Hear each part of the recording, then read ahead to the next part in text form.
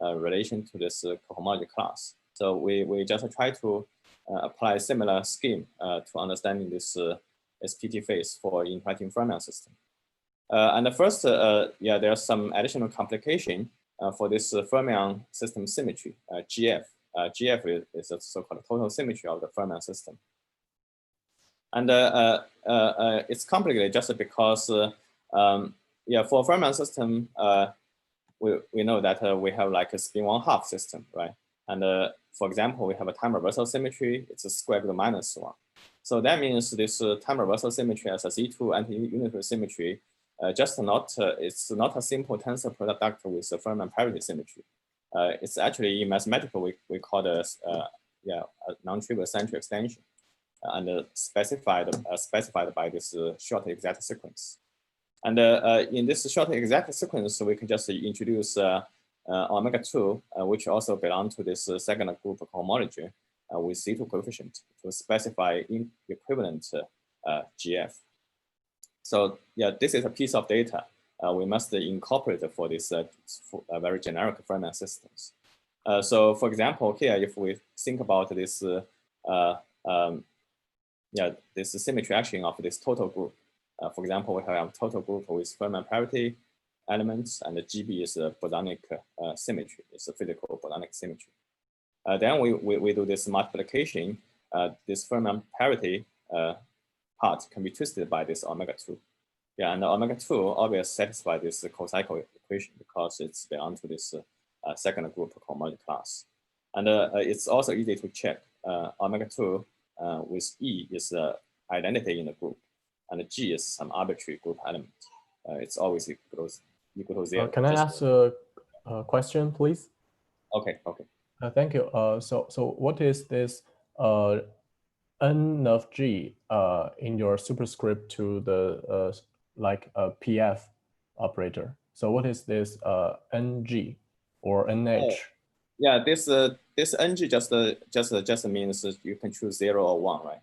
For a fermion parity group, you can have 1 fermion or 0 fermion. So you assign 0 or 1 to each group element, right? Yeah, yeah, for the just a fermion Z2F, yeah, for Z2F, yeah. Okay, thanks. Yeah, yeah. So it's a non-trivial twist. You will see it. There can be additional omega 2 contribution, which also valued on 0 or 1.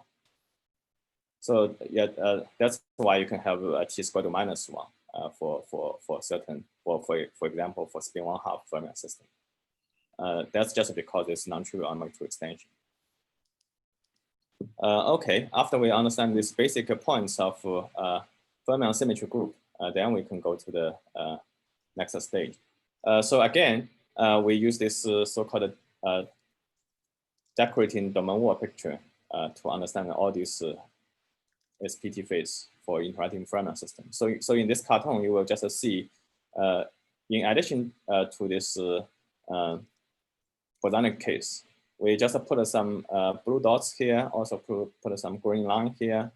So this blue dots just means decoration of complex fermion on each center of this triangle. And this green line here, yeah, basically just the decoration of this Majorana chain on the domain wall. So yeah, here just to summarize the degree of freedom we have. So just as this bosonic system, on each vertices of the triangle, we still have bosonic spin states. Yeah, the number of these states just the order of the group GB. So GB is a physical symmetry. And yeah, because we have a non-trivial omega 2 extension, so the most construction requires a GB species of complex fermion, as well as GB species of complex fermion on the edge, which will split into so-called Majorana fermion later, which can then form this Majorana chain decoration on the domain. So the splitting, yeah, just here. For any complex fermion, we can always split into a pair of Majorana fermion. So maybe some of you are not quite familiar with this Majorana chain, so let me just give a brief review. So yeah, just as I mentioned, for this complex fermion, I can split into this real Majorana fermion and a real Majorana fermion just satisfy this Clifford algebra.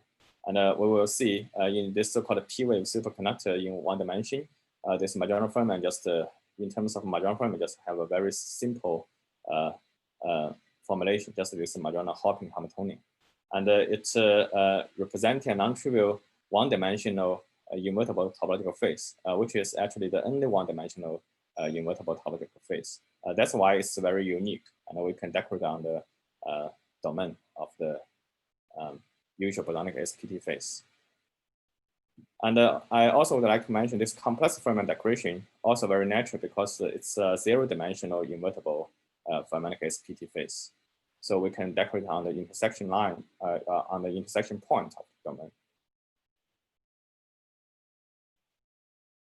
So there's also some additional complication when we're considering this decoration, so-called this clustering orientation.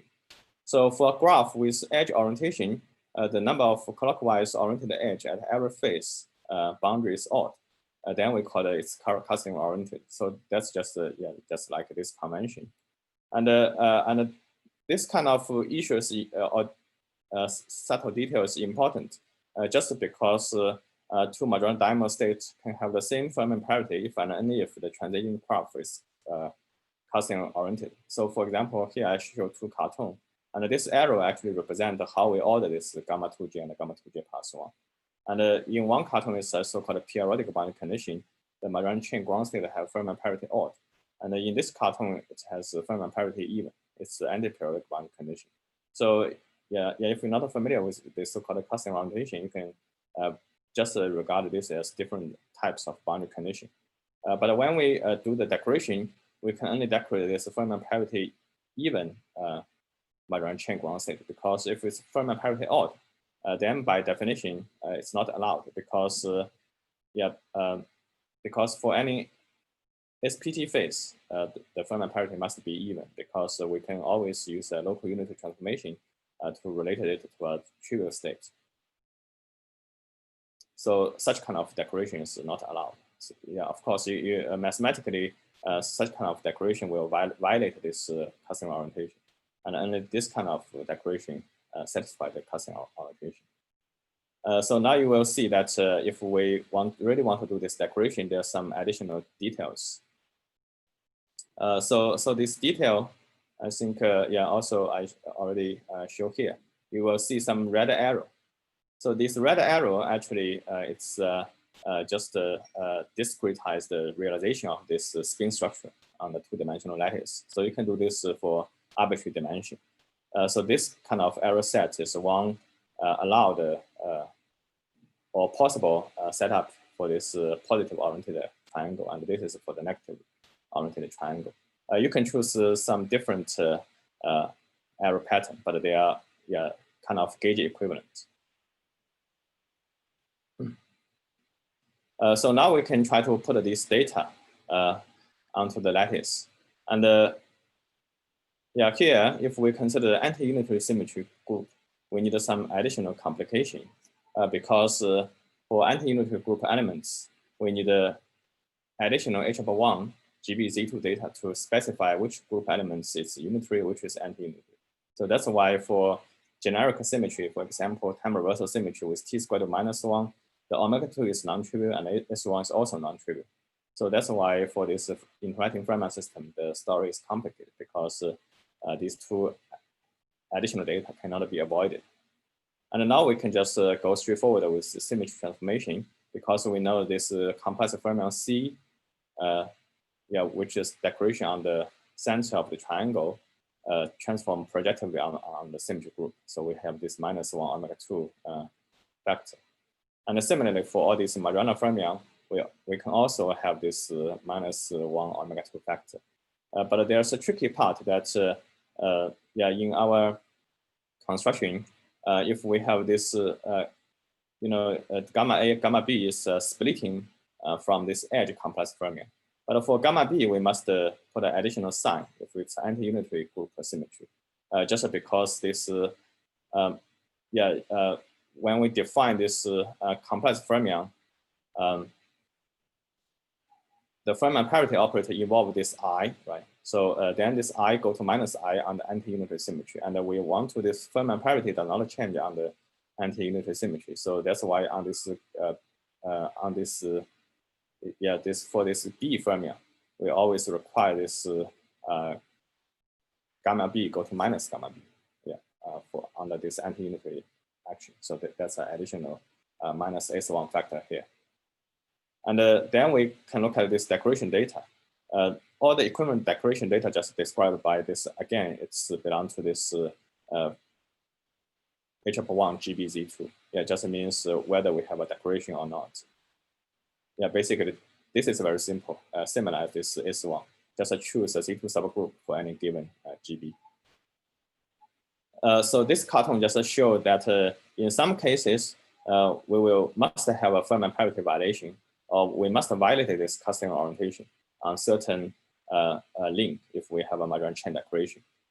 So we can specify that there's no Feynman no Majorana chain decoration if we just pair the AB cross a link. So, yeah, just like here, here, here. Yeah, just like here. So if AB cross link the two Majorana pair, we call a vacuum pair. Just means we don't create a Majorana chain. So it's a trivial state. But when this this two Majorana fermion belong to two different edges, they pair up, then we have a non-trivial Majorana chain decoration. So in these cases, there's a potential Feynman parity violation. So here, just to show you one example, and I will show you how to compute this factor later. So here, just demonstrate this basic idea. The Feynman parity violation is possible in a generic decoration with non-trivial omega-2 extension. Yeah, of course, when omega-2 is trivial, you will not see such kind of cases. And we also have a convention. Whenever we form this Majorana chain pair, we only use this gamma GI for each corresponding link. Yeah, for example, this from G0 to G2, we only use this G0, gamma G0. Here we only use this gamma G1. Here we only use this gamma gamma G0 if they want to form this Majorana chain. So that's just a convention. So in the next stage, we try to compute this Feynman parity change in the most generic case. And we can starting from this so-called reference pair. So for any reference pair, just means this this each just the identity element in the group. So we just pick up this kind of pair as a so-called reference pair as long as one Majorana fermion has a label belong to this identity group element. Then its Feynman parity is always 1. Once we fix this reference pair, then we can define the Feynman parity for other pairs by just applying this symmetry action. For example, if we consider this pair cross a link, it's always an AB pair, right? So in this case, it's very straightforward to check that under this any kind of symmetry action G0, it does not change. Yeah. So here there's no Feynman parity change. And I also define this as a so-called projection operator for Majorana chain because the ground state can be generated by applying this projection operator on the vacuum. Because this Majorana chain Hamiltonian is just a commuting projector. And then we can also do the similar things for this 3 pair. So this 3 pair is very crucial because when the Majorana chain pair up on these 3 links, we can have a non-trivial decoration because this if we only have a pair across the link, it's always a trivial. It's always a trivial decoration which corresponding to this vacuum pair. So only the pair upon this small triangle leads to non-trivial decoration. And then we can compute their symmetry action. So for this reference configuration, we just fix this starting point of the triangle always have this identity group element, right? Then we can apply this symmetry action. Then this point becomes G0, which is some arbitrary group element. Then we can compute this Fermi parity change for a given configuration. Yeah, for example, with fixed G0, G1, G2, 3 group elements. So we'll see for this first pair, G0A, G0B, this pair. It's very easy to compute by using this relation. You will see there's no Fermi parity change. But for this pair, gamma G0B and gamma G1A, there's a potential Fermi parity change. And that's exactly this omega-2 G0 inverse G1 factor. And similar, we can compute this pair. So this pair, actually, you will see, because it's an AA pair, so we also need to change this I to minus I if it's anti-unitary symmetry. So that's why you will see this additional S1 G0 contribution if we consider this kind of pair. Okay, finally, we just summarize this all possible Fermi parity change for a given triangle, for a given set of group elements, G0, G1, G2. Yeah, so once we fix this group element, then basically all this declaration pattern is fixed. Right?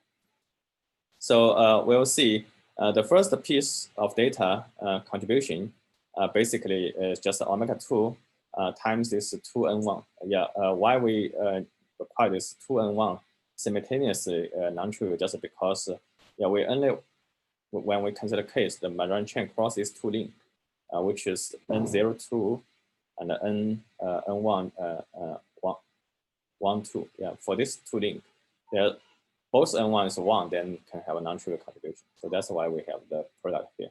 It's similar for this blue arrow. We also the product here.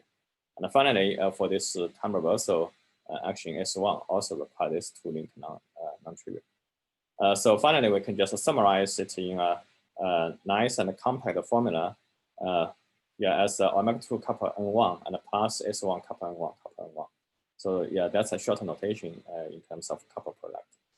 But the physical origin can be just read out from this figure. So yeah, this is the most complicated part of this calculation. And once you understand this part, then the rest of this calculation will be straightforward. For example, we can consider the F move in this case, or retriangulation move. Yeah. It's just a pattern move, similar as what we do for the bosonic case. So this is just an example of this 2-2-2 move. So we assume the outside patch, they're the same, just that we change this locally. But of course, for Fermi system, this changing can be complicated because once we do this retriangulation, this complex Fermi decoration can be changed. So we annotated some Fermi here and created some Fermi here. And we also change this Majorana chain decoration. We annotated the Majorana chain here and create a new Majorana chain here. So we need we require all this projection operator to annotate and create a Majorana Fermi, to create a Majorana chain. Yeah. But there's some additional complication that because sometimes it's possible to have a non-trivial Fermi parity change. Yeah. So this Fermi parity change is summarized here. I will show why what's the precise expression of dn2 will be shown in the next page. So once we have Fermi parity change, then we must add an additional Majorana operator here to change the Fermi parity, such that when the projection acts on the state, it does not vanish. So this additional Majorana Fermi is also very important. Okay, so in the next page, we will show this complicated symmetry transformation. So here, again, we just choose a reference graph for the F move. You will see for this point, it's just the identity group element, which is choose to be fixed. So then we can think a more generic configuration just by apply this group action. Suppose we applied G0 for all these 4 points, then we just get the most generic F move or Petrina move, we parameterize with the most generic group elements. So again, we can just apply this symmetry transformation to get this most generic Petrina move. And it turns out, here we needed this precise formula of the DN2. And the DN2, by the shorter notation, it's just a summation of all these Fermi parity of this 4 complex Fermi. It's it's a parity change of this complex Fermi, and it must balance this Fermi parity change produced by the Majorana chain decoration. So so that's a precise formula here. And also, there's also some additional complication, such that if we want to a symmetric LU transformation, this new 3 must also change in some complex way, such that the total F symbol is symmetric. So this additional factor I will show you in the next page, just because all these Majorana chain operator and the complex Fermi operator, they can change, they can contribute to some non-trivial omega-2 factor on the symmetry action. So we incorporate such kind of chain. And this 1 minus 2s1 just because if it's anti-unitary, then this new 3 just becomes a complex conjugate of new 3. And this total Fermi parity change can be computed straightforwardly from the Fermi parity change for a single triangle. Yeah, it's just a summation of 4 triangles. So you will see it exactly take the same formula. Here we already have omega-2 couple N1, S1 couple N1, couple N1. But you will see here this group elements just G0, G0 inverse G1, G1 inverse G2. After the summation of 4 and make use of this co-cycle condition of this N1 and S1, you will see what you get is just exactly the same formula, but with the argument G0 minus 1, G1, G1 minus 1, G2, and G2 minus 1, G3. And you will see such a factor actually is symmetric on the group action. And finally, we end up with this most important H3 abstraction function for Majorana chain decoration. And it's a symmetric function on the group action. And we will see, for example, for time reversal t squared equal to minus 1, both omega-2 and S1 is non-trivial. And N1 is also non-trivial. So the whole thing is it's a co-boundary. So such kind of decoration is allowed. But for t squared equal to plus 1, omega-2 is trivial and S1 is non-trivial. Then we will find an obstruction, and such kind of Majorana chain decoration is not allowed. So in the next page, we can do a similar kind of coherent condition for the botanic case, but with much more complicated phase vector will be generated from this pentagon move, because we not only move this complex fermion, we also move the Majorana chain. So we can summarize it as 4 pieces of complex phase, which is rather complicated. And I just use a shortened notation of higher couple product, which just involve a couple of terms. And this is the most general complex function can be generated from this kind of pentagon move. And it defines this so-called twisted 3 co-cycle equation. So finally, let me just briefly summarize the data for this classification of 2-dimensional Fermi SPT phase. So first, we have this Majorana chain decoration labeled by the data of N1, which belongs to the H1 and GBZ2. And then we can have N2, which is a co-chain, and also new 3 is also a co-chain. And then we can define this so-called generalized co-cycle condition. So for N1, we just require dN1 equals 0, which is a normal co-cycle condition because we require the Majorana chain must be closed. And dN2 satisfy this so-called obstruction-free generalized cohomology condition. Then this new 3, d new 3 must also satisfy this twisted co-cycle condition. So yeah, both of these 2 equations define this so-called generalized cohomology, and there's a twist comparing to this usual cohomology data from H2 and H3. Excuse me. But there's some additional. Okay.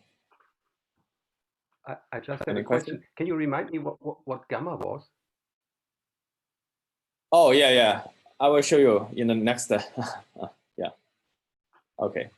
Yeah. So gamma 2 and gamma 3 is actually some additional co-boundary condition we must introduce for Fermat system. So I did not have time to discuss here. But physically, omega 2, you can just imagine that on the boundary of on the boundary of a triangle, you can decorate some Majorana chain, and then you can generate some additional complex Fermat configuration, which can trivialize part of this H2 data. Yeah, belong to the complex Fermat declaration.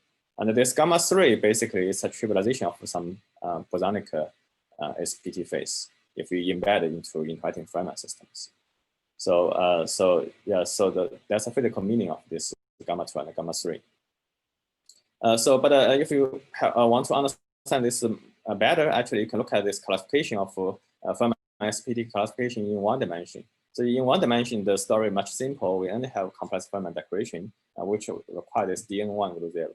But with non-trivial omega 2 extension, this 2 co-cycle equation also have a twist. And this twist factor just omega 2 couple n1. And you will see if this is also non-trivial co-cycle in H3, then this equation has no solution. So it's an obstruction. So you will see this obstruction just exactly becomes this gamma 3, becomes a new types of co-boundary transformation in Fermat systems. Yeah, and also if you include this so-called invertible topological order, then you can modify this dn1 to equal to omega 2. So then you will also see this additional trivialization, which corresponding to this boundary declaration of Majorana chain. So if you relate this to the data in one-dimensional lower, then you have much better understanding what is gamma 2 and gamma 3. So yeah, but I don't have time to discuss it in more detail. So let me just go to the 3-dimensional and then briefly summarize. May I ask a quick question? So how do I see this is complete if we don't have any knowledge about like spin cobordism? Yeah, it's just a construction. Yeah, it's just like the 2-dimensional bosonic case. Such kind of construction does not guarantee the completeness. But once you have a construction, you can ask whether it's complete or not by using other method, like studying this Braydian statistics or computer this spin cobordism. And if they all match, then you can claim this construction is kind of complete. Thank you. Yeah. So far, all these calculations they just match. Yeah, I will show you more example later. So now let me go to this 3-dimensional case. So the physical idea is very similar, but this construction is rather complicated, so I don't go to the detail here. Again, we can define this N1 is belong to this H1 is a cohomology class, and N2, N3, nu4, they are just a co-chain here and satisfy some generalized co-cycle condition. I will show you here. So physically, this N1 layer corresponding to the additional P plus IP topological conductor declaration if GB is anti-unitary symmetry. Because if it's unitary, you will see it's always 0. There's no declaration. And starting from the second layer, just this usual Majorana chain declaration. And N3 is a complex Fermat declaration. And the nu4, just this usual bosonic SPT layer. And this obstruction function, which define this generalized cohomology class for N2, N3, and nu4 can be found here. So this O5, the detailed formula is quite complicated, so I just don't show you the explicit formulation here. So for dn2 and dn3, you will see still take this very nice couple product form. And also there's some additional trivialization.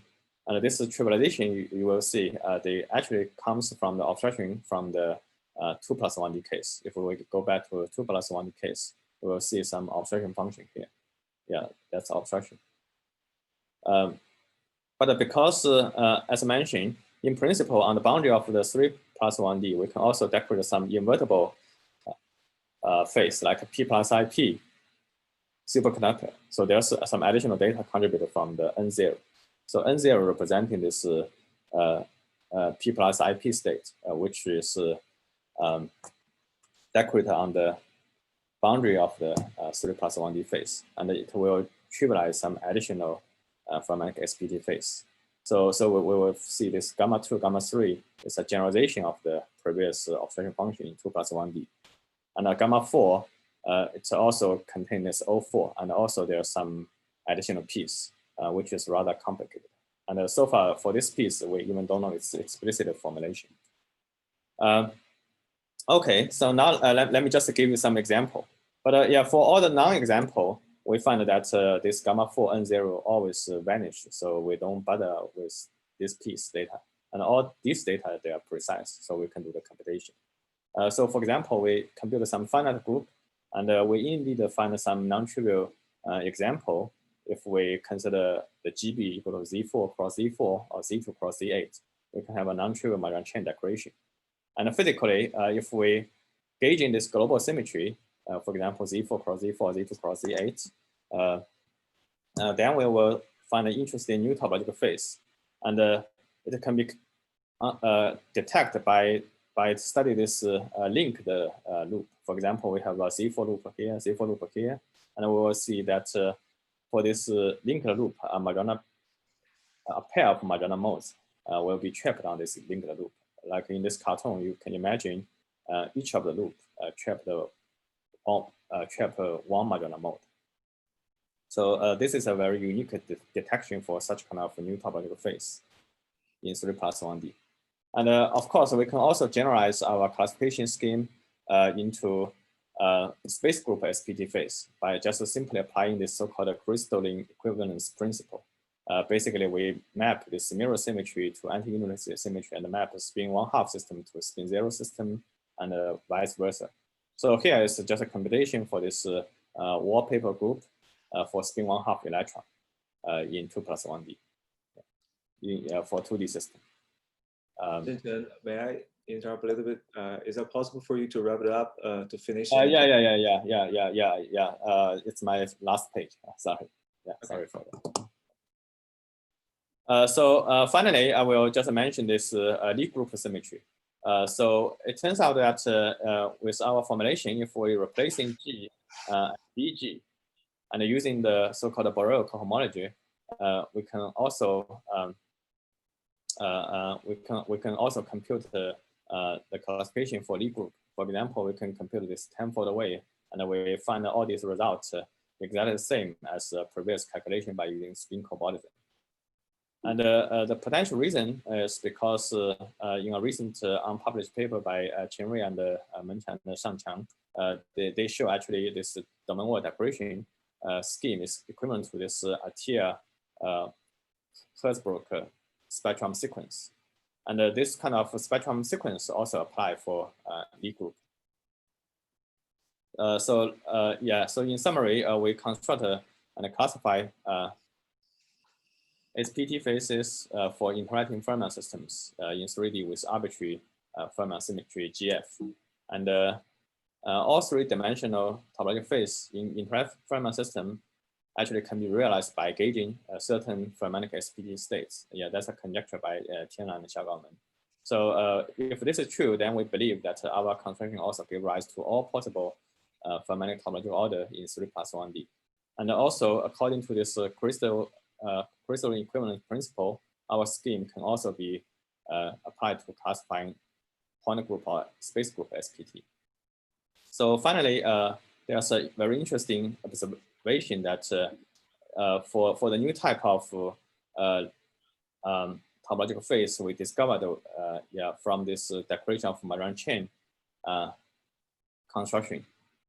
Actually, we found this if we regard this tiny linked loop attached by Majorana 0 mode as an elementary particle, then there's a very natural explanation for the 3 generation.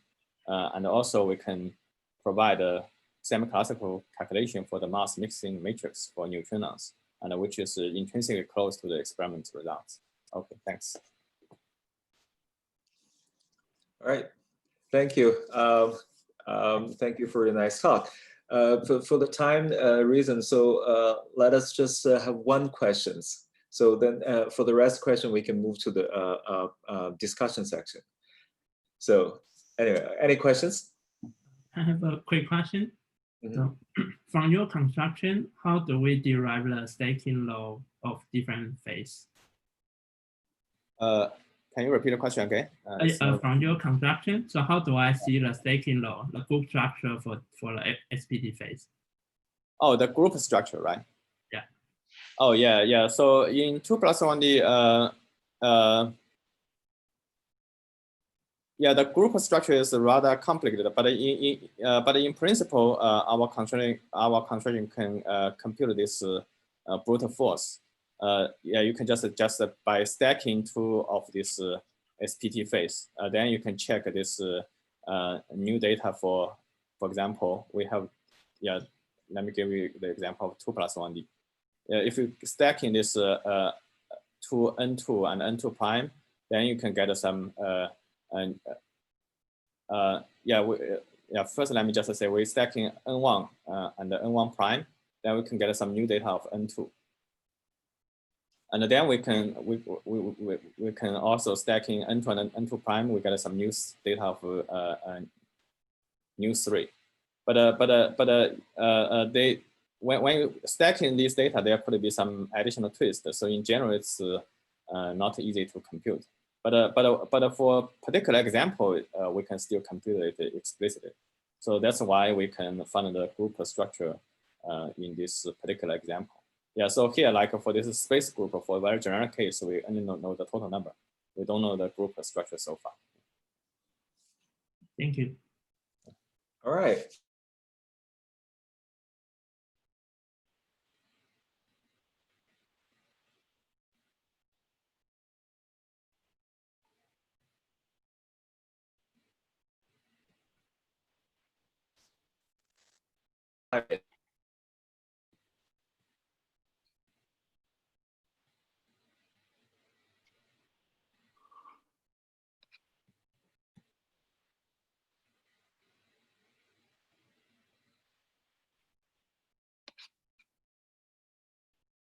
Good.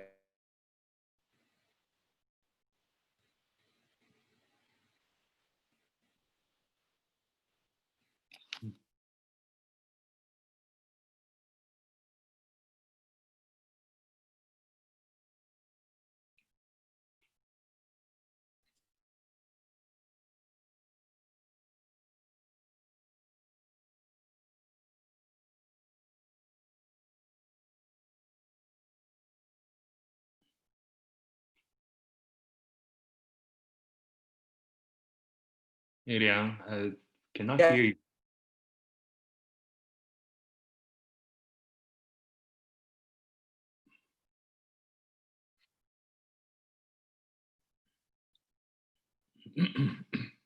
So, well, should I?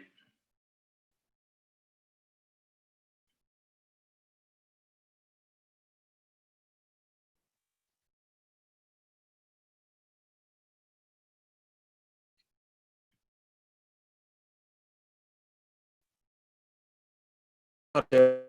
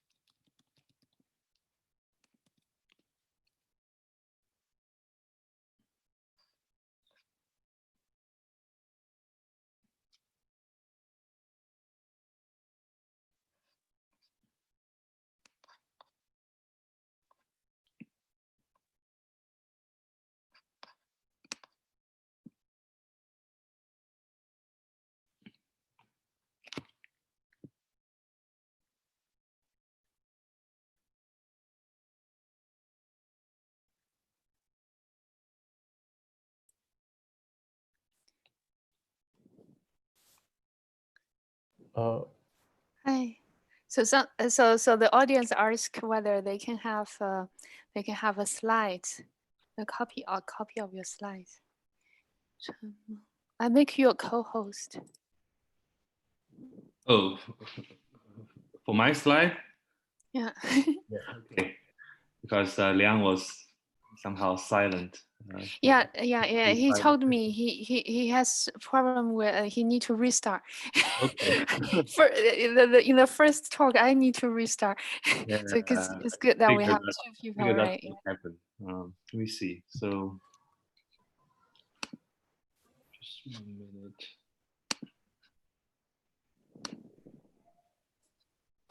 So now I think you can share your screen.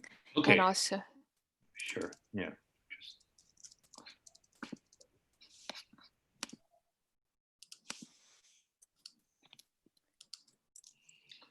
Yes. Let me share my screen.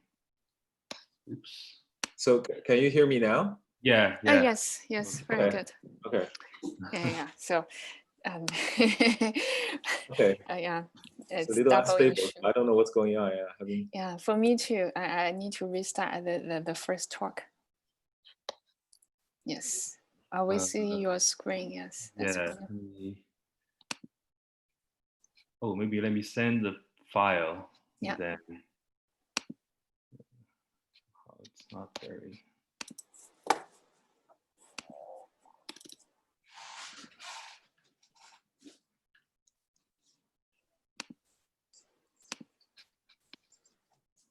Do that and then start.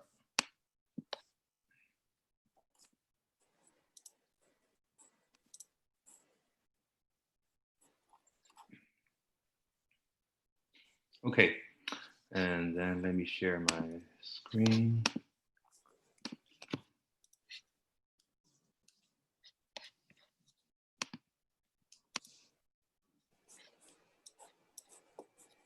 Can you see my screen? No? Yeah, I can see it. Yes.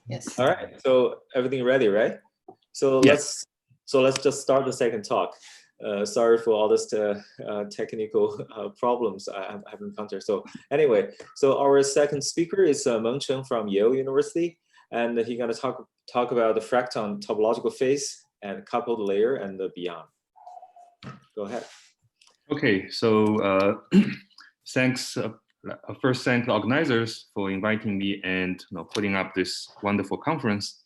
So I'll be talking about a fractal topological phase, and I think I'm the only one who touches on this topic. So I'll spend some time to give introduction to what are fractal topological phases and why they're interesting.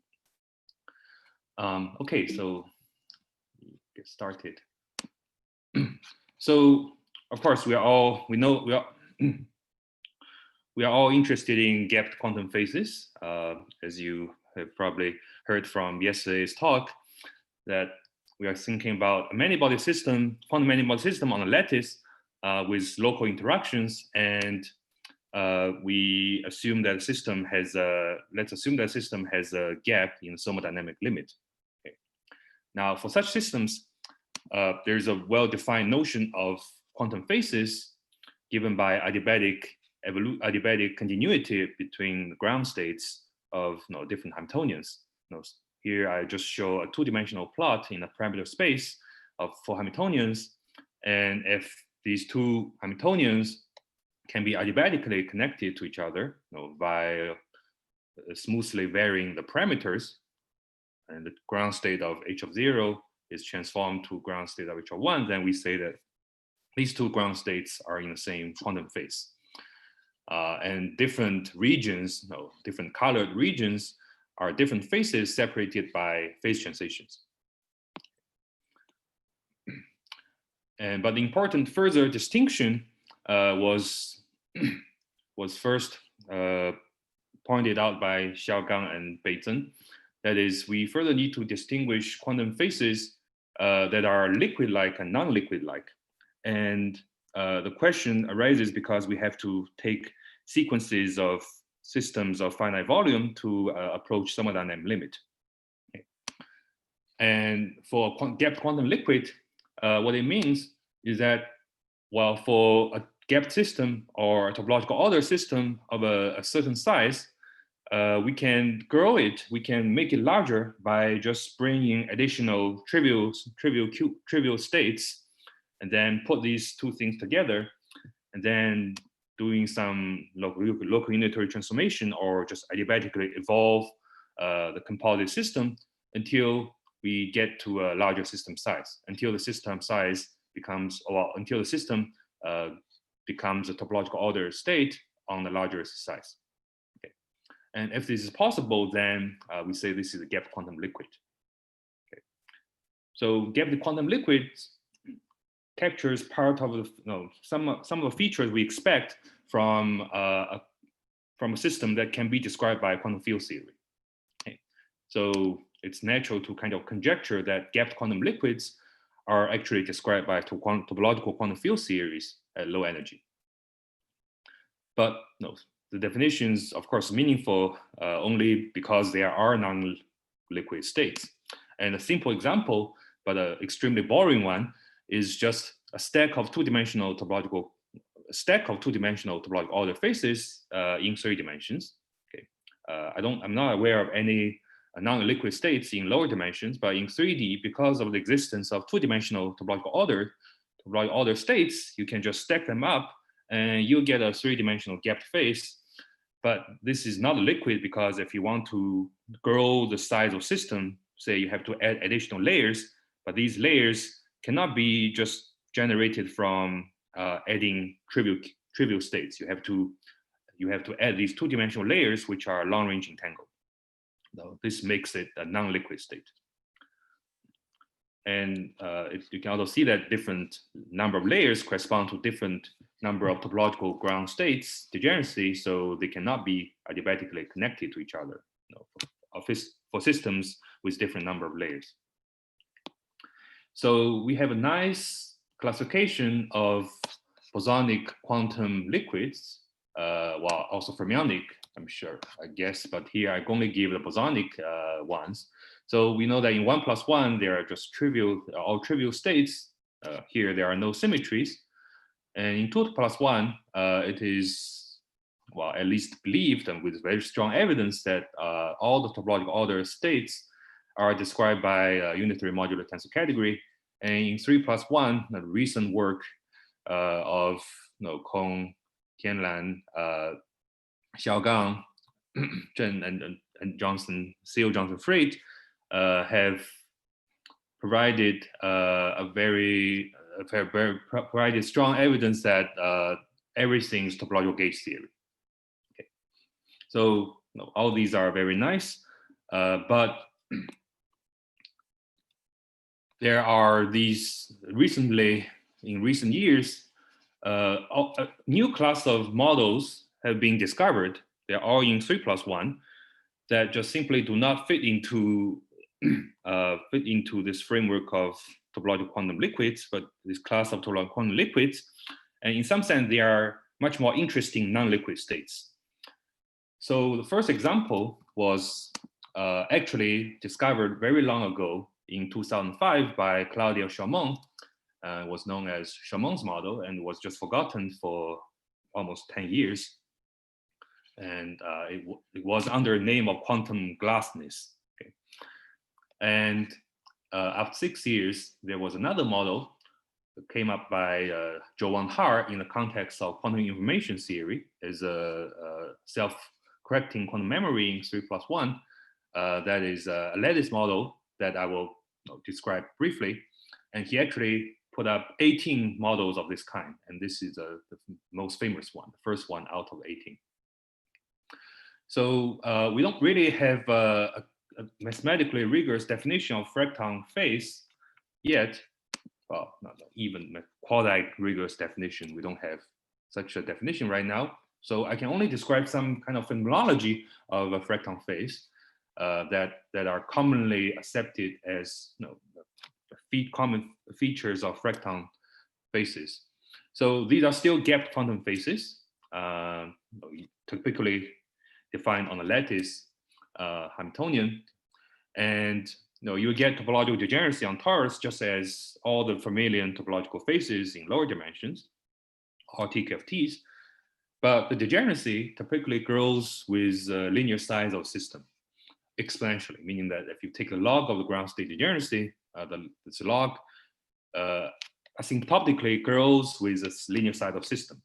It may not be exactly a linear function, but there are asymptotically this is the way that the degeneracy grows. And all these degeneracies, all these degenerate states are topological in the sense that they cannot be distinguished by local measurements. So they're as topological as all the other topological ordered states that we know and love. Okay, and related to the exponentially growing number of degenerate ground states, the quasi-particles are also somewhat unusual, that they have restricted mobility. Meaning that if you, in a generic Hamiltonian, you typically expect that the quasi-particles can move, and although they're gapped, once they are excited, they can move around and give you some dispersion relation. But in these fractal models, the quasi-particles, even under very generic perturbations, they do not move, or they can only move in certain directions.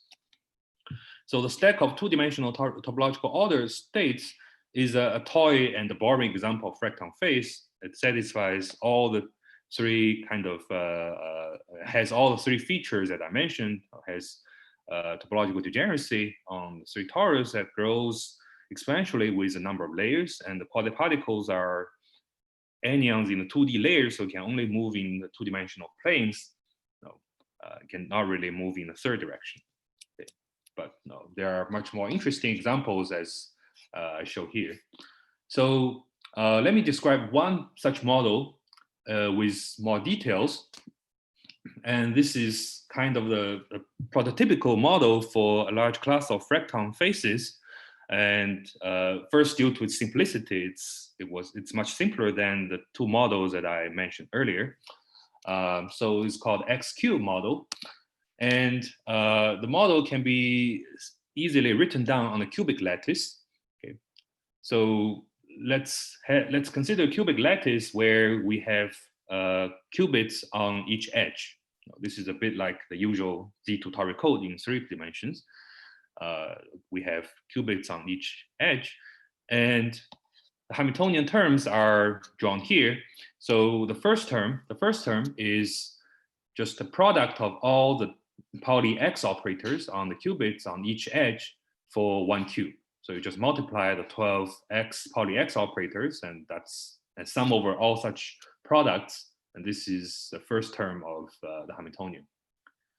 And the second term is a product of the 4 Z's out of one vertex, out of one site.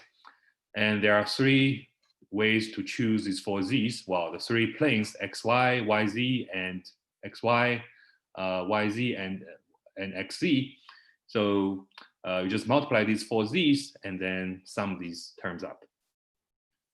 Okay, it was first written down by Sagar Vijay and Zhou Wenhao and Liang Fu some 4 years ago.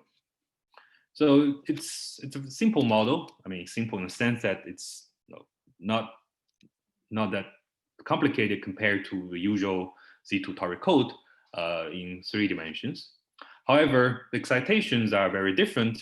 So here's a kind of illustration of the kind of excitations that we can get from this model. So because of these terms are just products of Pauli operators. This is product of Pauli X, and these are product Pauli Z, and each of them square to 1 just because Pauli operators square to 1, and they all commute with each other.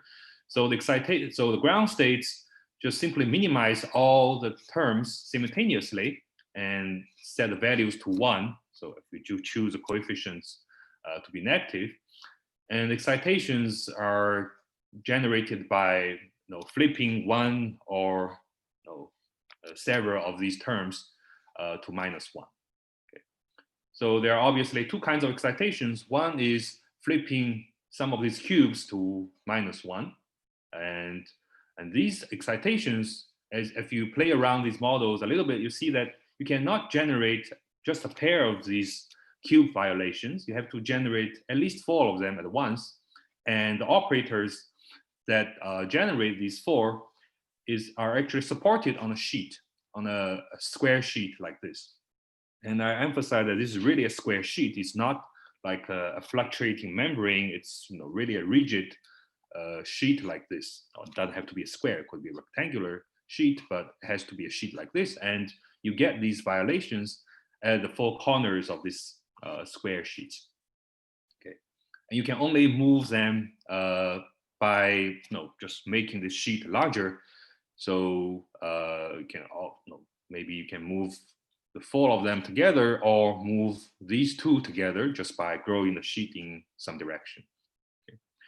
So this already suggests that this model is very different from the usual kind of topological order states we're familiar with, because there are no string operators that create and move these excitations. You can only generate them on the corners of the sheet operator.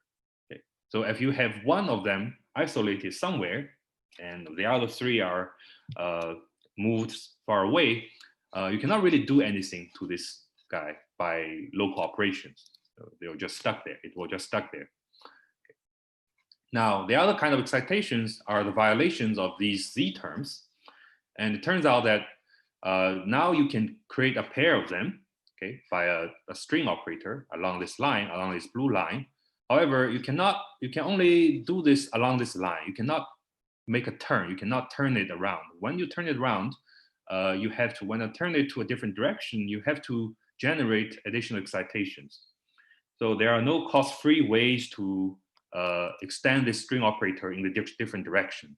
It just goes in one direction. Of course, they can go in a different direction, but once you choose a direction, depending on which two of these which 2 of these terms you want to excite, that determines which direction you can go, and that's rigid.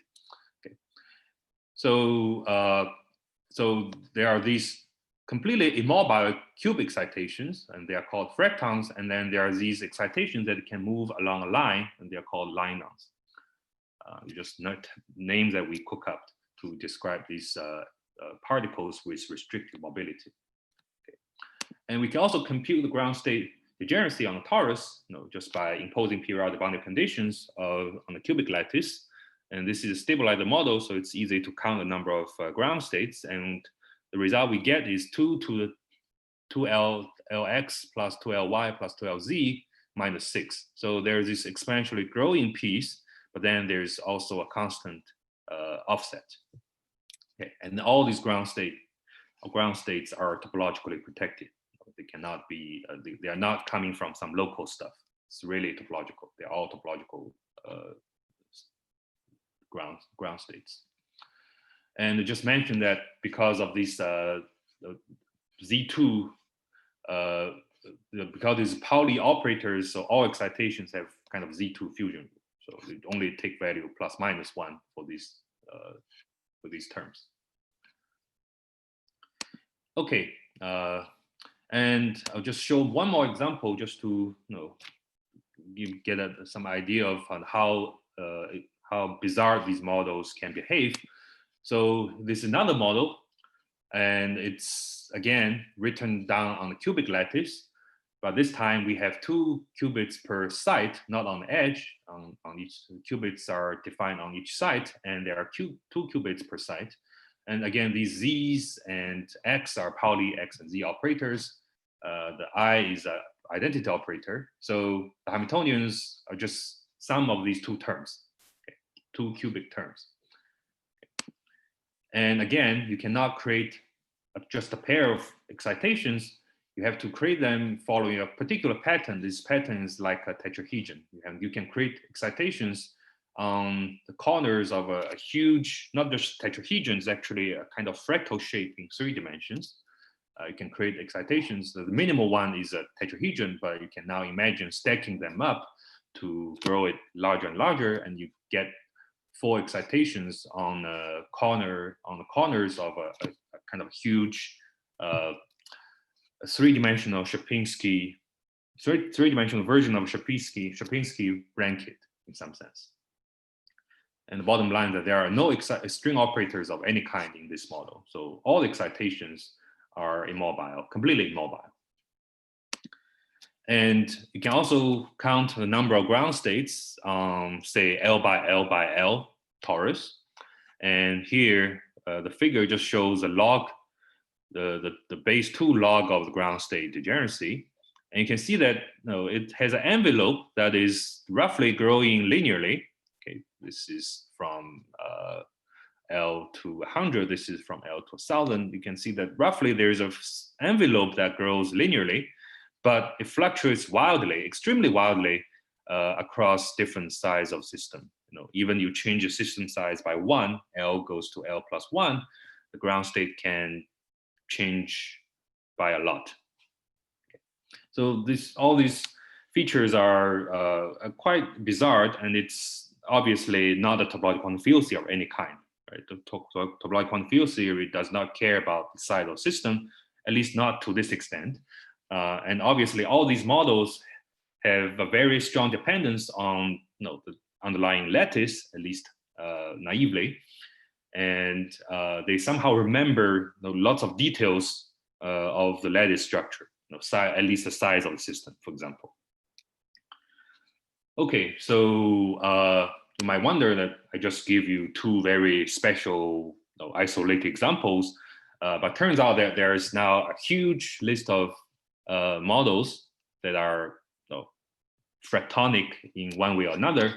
So I've mentioned that there are 18 qubit codes from Joe Wanhar's work, and then a bit later, Ben Yoshida wrote down an infinite family of similar kinds of models.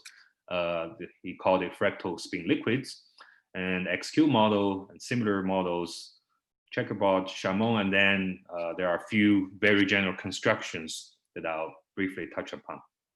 Okay, so many of them, all these models are kind of commuting projector models, exactly solvable, so we can go and study their properties basically as much as you like. So if you want to see kind of a summary of the phenomenologies of these stabilizer models, you can check out this paper. Okay, so here let me just introduce a few terminologies. So I've already started using them. So if a particle is completely immobile, it cannot go anywhere. It's called a fracton. I mean, it's probably should be called a pointon. A fracton might remind you of fractals, although not every one of these models has anything to do with fractals. And then if the particles can go in some direction, but only in that direction, then we call it a linon. And if a particle can go in the plane, then it's a planon. So it's just fairly obvious ways to kind of name to name the mobility. And of course, there are just completely immobile particles. We just say they're mobile particles. And there's some kind of typology, but I don't think it's important for my purpose. So I wonder, though, we have all the exotic models. They're just like beasts. They're very weird. How do we understand them?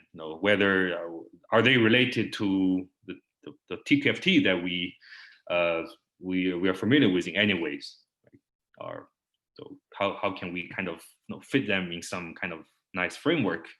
Well, up to now, we still don't have such a framework. We don't really have a systematic mathematical theory to describe these fracton phases.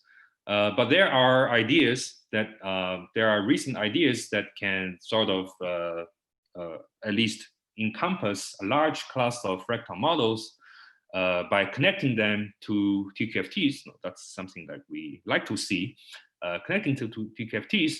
And the basic insight is that one can build a 3-dimensional fractal model from stacks of, say, lower dimensional TQFTs, like the 2-dimensional topological order states, and possibly embed it in a 3-dimensional TQFT. Okay, just imagine you have a 3-dimensional space, maybe already with a topological quantum field theory in it already, like a toric code, or some other topological quantum field theory that you can choose. And then you embed these two-dimensional layers or defects in the three-dimensional topological quantum field theory. And then, of course, if you just embed them and do nothing, then it's a boring kind of stacks of TQFTs. But once you couple them, when they intersect, these layers intersect, you can couple them in some way, and then you start getting interesting models.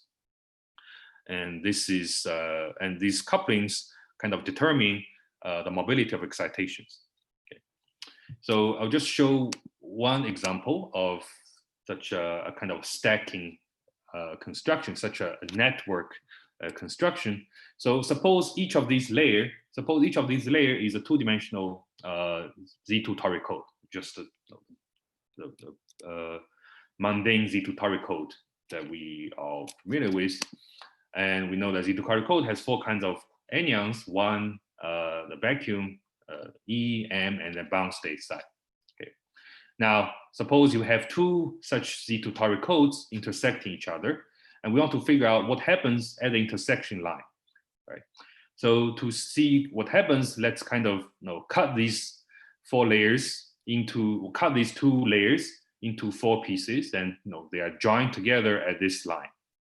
Okay, so we first cut them and then glue them together, choosing appropriate boundary condition. So if you kind of unfold this four layers, we need to kind of choose a gap boundary condition for these four layers of toric code. We can just choose a kind of a simple boundary condition that corresponds to a simple intersection of these two layers without really doing anything.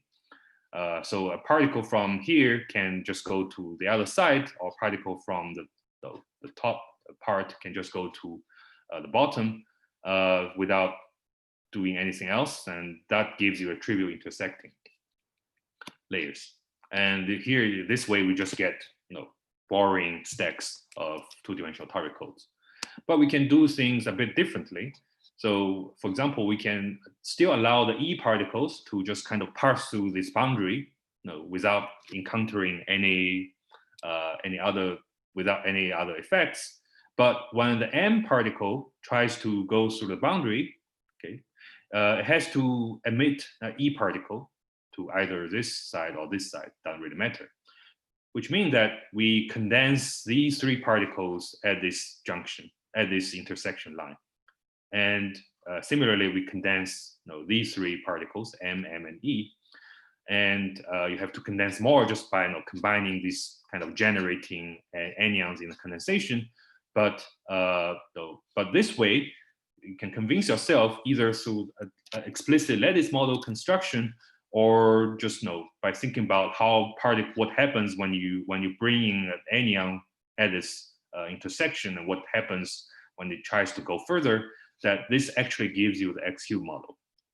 Okay, so when you do it at all intersections, you get the X-cube model. So quite recently, actually earlier this year, a few groups have put up this kind of a very general construction as a kind of defect network.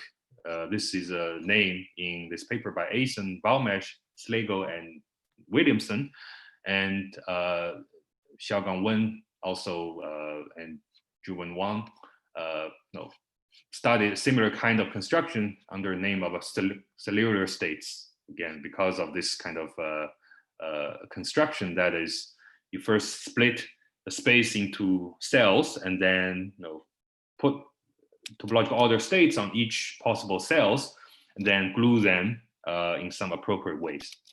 Okay, it seems a very general construction, and that covers a large class of models, fractal models we know. Okay, so we may wonder whether this is the complete story, whether all the three-dimensional gap faces are either TQFTs, of course, or they're just TQFTs plus additional defects layers and embedded in the TQFT and coupled in some way. Okay, choosing appropriate boundary conditions, etc. So again, this is an open question. We don't know the answer, but I want to describe some, from now on, I want to describe some models that have features which seems hard to fit into this kind of construction. Of course, we don't know for sure, but I'll explain them and then the following. So let's go back to this toy example of stacks of two-dimensional Tory codes. And we know that, as I said, this is a boring example of Fractal phase. We just have a stacks of 2D Tory codes and nothing else, of 2D topological order faces and nothing else. So maybe we can, but all the particles are anyons in the two-dimensional plane, so they are just planons trivially. So it's a topological phase, it's a Fractal phase with only planons. So maybe we can ask whether there are more interesting phases or models that are that have only planons. So for example, what you can do is maybe you can start from a stack of two-dimensional topological order faces and do some kind of anyon condensation between different layers, across different layers, like what I show here. This is Z4 Tory code, and they'll condense E square and M square across neighboring layers. Okay, you can get some interesting planon faces. But I don't want to discuss this particular model. I want to discuss a more general family of models that we call infinite component consignment theory. So the model goes like the following. So again, we have kind of virtually some layers. I mean, they're not really layers. They're not physically separated layers, but we have gauge fields. We have U1 gauge fields living in these different layers, indexed by the layers. Okay. And suppose that we start from some kind of Laughlin layers, meaning that each layer is described by a consignment theory, U1 consignment theory at level M. And now we want to couple the layers, but we want to couple the layers by mutual consignment terms. So here, the Lagrangian of this three-dimensional layer system. So the first term is just the level M consignments term for each of the layer, for the gauge fields in the ice layer, for example. And then for neighboring layers, we have consignments terms, mutual consignments terms of level N. Okay. So we can write it in a kind of a K-matrix formalism. So Lagrangian is now written as AI dAj, and the wedge product. Then these coefficients are packed into a symmetric integer matrix, which I called K, and it looks like this. So, well, I think I had a wrong entry here.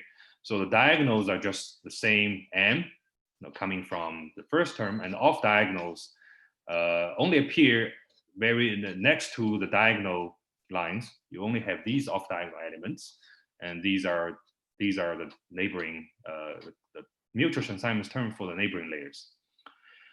So this is an infinite component consignments theory with U1 gauge fields at each layer. So you have an infinite number of U1. You have an infinitely large U1 gauge symmetry, U1 infinite gauge symmetry. Okay. And no, this is certainly something that's very natural to write down as a three-dimensional field theory, at least. Okay. But if we try to study this infinite component consignment theory, we see that there are a number of somewhat strange characters. Okay. So first of all, this K matrix is local in the layer index. We only couple gauge fields, either from the same layer or from neighboring layers. So it looks like it's a kind of local quantum field theory. But if we try to do a canonical quantization of this theory, just quantize it, just following the usual recipe for quantizing U1 multiple component U1 consignment theory, we'll see that these gauge fields, this is just a general result for K matrix, that gauge fields have to satisfy this kind of canonical commutation relation, the AX component of A of I, the I's layer, and the Y component of the J's gauge field. They don't commute, and they have the commutator is given by the inverse K matrix, the ij's component of the inverse K matrix. Okay, and of course with the delta function. So if you look at this K inverse, so the K was given in the previous slide. Oops, I think I'm jumping ahead. The K is given in the previous slide, but now if you just calculate K inverse, you find that the K inverse has matrix elements spreading over all the matrix elements, all the entries. So for example, when m is greater than 2 times n, you get a K inverse decaying as a exponential, as a separation I minus j. And if in the other case, K inverse, the matrix entries oscillate with I minus j, but they never go to 0. So in a sense, K inverse is quite non-local. You have K inverse spreading all over the whole matrix. Okay. So it seems like these fields, they do not commute even when they are very far separated. So even we think these fields come from very layers that are separated very far, but they still don't commute. So you might wonder, whether this is actually compatible with a kind of a local Hilbert space, okay, because naively it requires fields to kind of have commutations even when they are very far apart. And of course, this can be directly translated into a kind of a topological effect, meaning that anyons that we thought were localized in some layer actually have braidings with anyons localized in layers that are very far apart. Okay, so before I go further, I want to just mention that the generic features of these models, to understand the generic feature of this model, we have to add Maxwell terms. And once we add Maxwell terms, we see that then we can calculate the photon spectrum. And when it's only gapped when m is greater than 2n. If in the other case, it's actually the photons are actually gapless. So I'll focus on the gapped case, and I don't have anything to say about the gapless cases. Okay, so we can just take this field theory and study their topological order. So as I mentioned, all the anyons are planons because all these U1 gauge fields are kind of two-dimensional U1 gauge fields, 2 + 1 U1 gauge fields. So it's natural that these anyons are still planons, but you can check that they are typically infinite order fusion, unlike any other finite rank consignment theory. They have finite order fusions, but here the fusion rules are typically infinite order. You can calculate statistics between anyons and also ground state degeneracy, which grows exponentially. I mean, with some correction that I ignore, I only keep the leading terms in the expression, but the space of this exponential growth is actually an irrational number in general. Okay. Of course, this is the result of a thermodynamic limit, and there are other corrections to make it integer, but the asymptotic growth is controlled by this term. And we can also look at the surface of this consignment, of this infinite component consignment theory. You see that it's a kind of a highly anisotropic two-dimensional chiral Luttinger liquid, or not necessarily chiral, but in this case it's chiral, chiral Luttinger liquid defined by this K matrix. Okay, so this is somewhat strange because of all these unusual features. But again, there was a problem that we didn't resolve so far. That is whether this model can actually arise from a local theory because of this unusual commutation relation between fields. So there are a number of physical realizations. So we can actually, for certain m and n, when they're both positive, we can actually write down a fraction quantum Hall wave function to realize this infinite component consignment theory. And this were actually studied in the 90s in multi-layer quantum Hall systems. I can also write down a more explicit lattice models, starting from a stack of integer quantum Hall states and then gauge certain U1 symmetries that only couple to some of these integer quantum Hall layers in the right way. Okay, but I want to discuss a slightly different construction that goes under name of coupled wires, okay, where things are more explicit. So these coupled wire models are a kind of class of Hamiltonian models that we use to study topological phases in both 2 dimensions and 3 dimensions. And the building blocks of these models are 1-dimensional quantum wires. And each of them is a free compact boson. In the simplest case, you can have other component field series in these wires, but the simplest choice is just a free compact boson, which is arguably just the simplest quantum field theory one can think of in 1+1. And just the free bosons, so they're without any interaction, they're just a free theory. And depending on whether you have fermions or bosons, you may have this chiral left moving or right moving fields. That's kind of natural for spinless fermions, phi 1 and phi 2, the left moving and right moving fields. And then if a bosonic wire, it's usually more convenient to write it in terms of non-chiral fields, phi and theta, which are conjugate variables. Okay. So the starting point is just these coupled wires and array, well, just these wires so far not coupled and positioned in a 3-dimensional, 2-dimensional array. So you get a 3-dimensional system. Now, of course, we want to couple them in some way to get to lift this degeneracy. So far, it's extensively gapless, but now we want to couple them using interactions to lift the degeneracy and maybe get a gapped phase.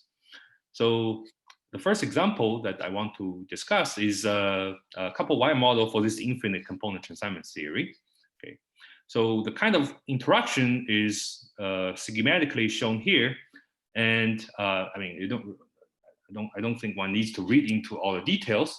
And the point is that what this shows is just fields on different sites, and this is a small cluster that are coupled together.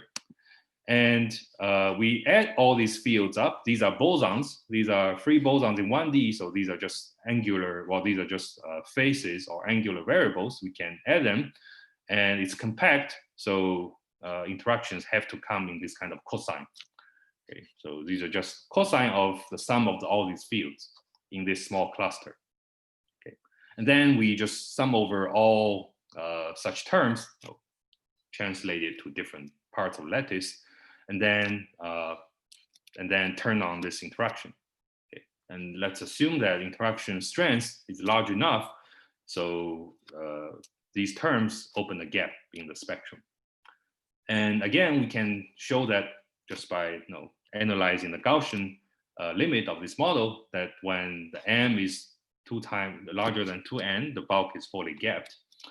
And roughly speaking, you'll get what we want is an infinite component consignment theory with this K matrix on this side, but the top is gapped. That's quite natural from the picture that I described earlier. Okay. Now the excitations in these coupled wire models come in 2 types. So the ground state has all these fields pinned to 0, but you can have these fields kind of oscillate around the minimum defined by these cosine terms. There are small oscillations around the minimum. These are just phonon excitations. They're like the phonon excitations in the lattice. And these are gapped when this condition is satisfied in this model. Now, there are other excitations that kind of tunnels from one minimum to another, which means the value of this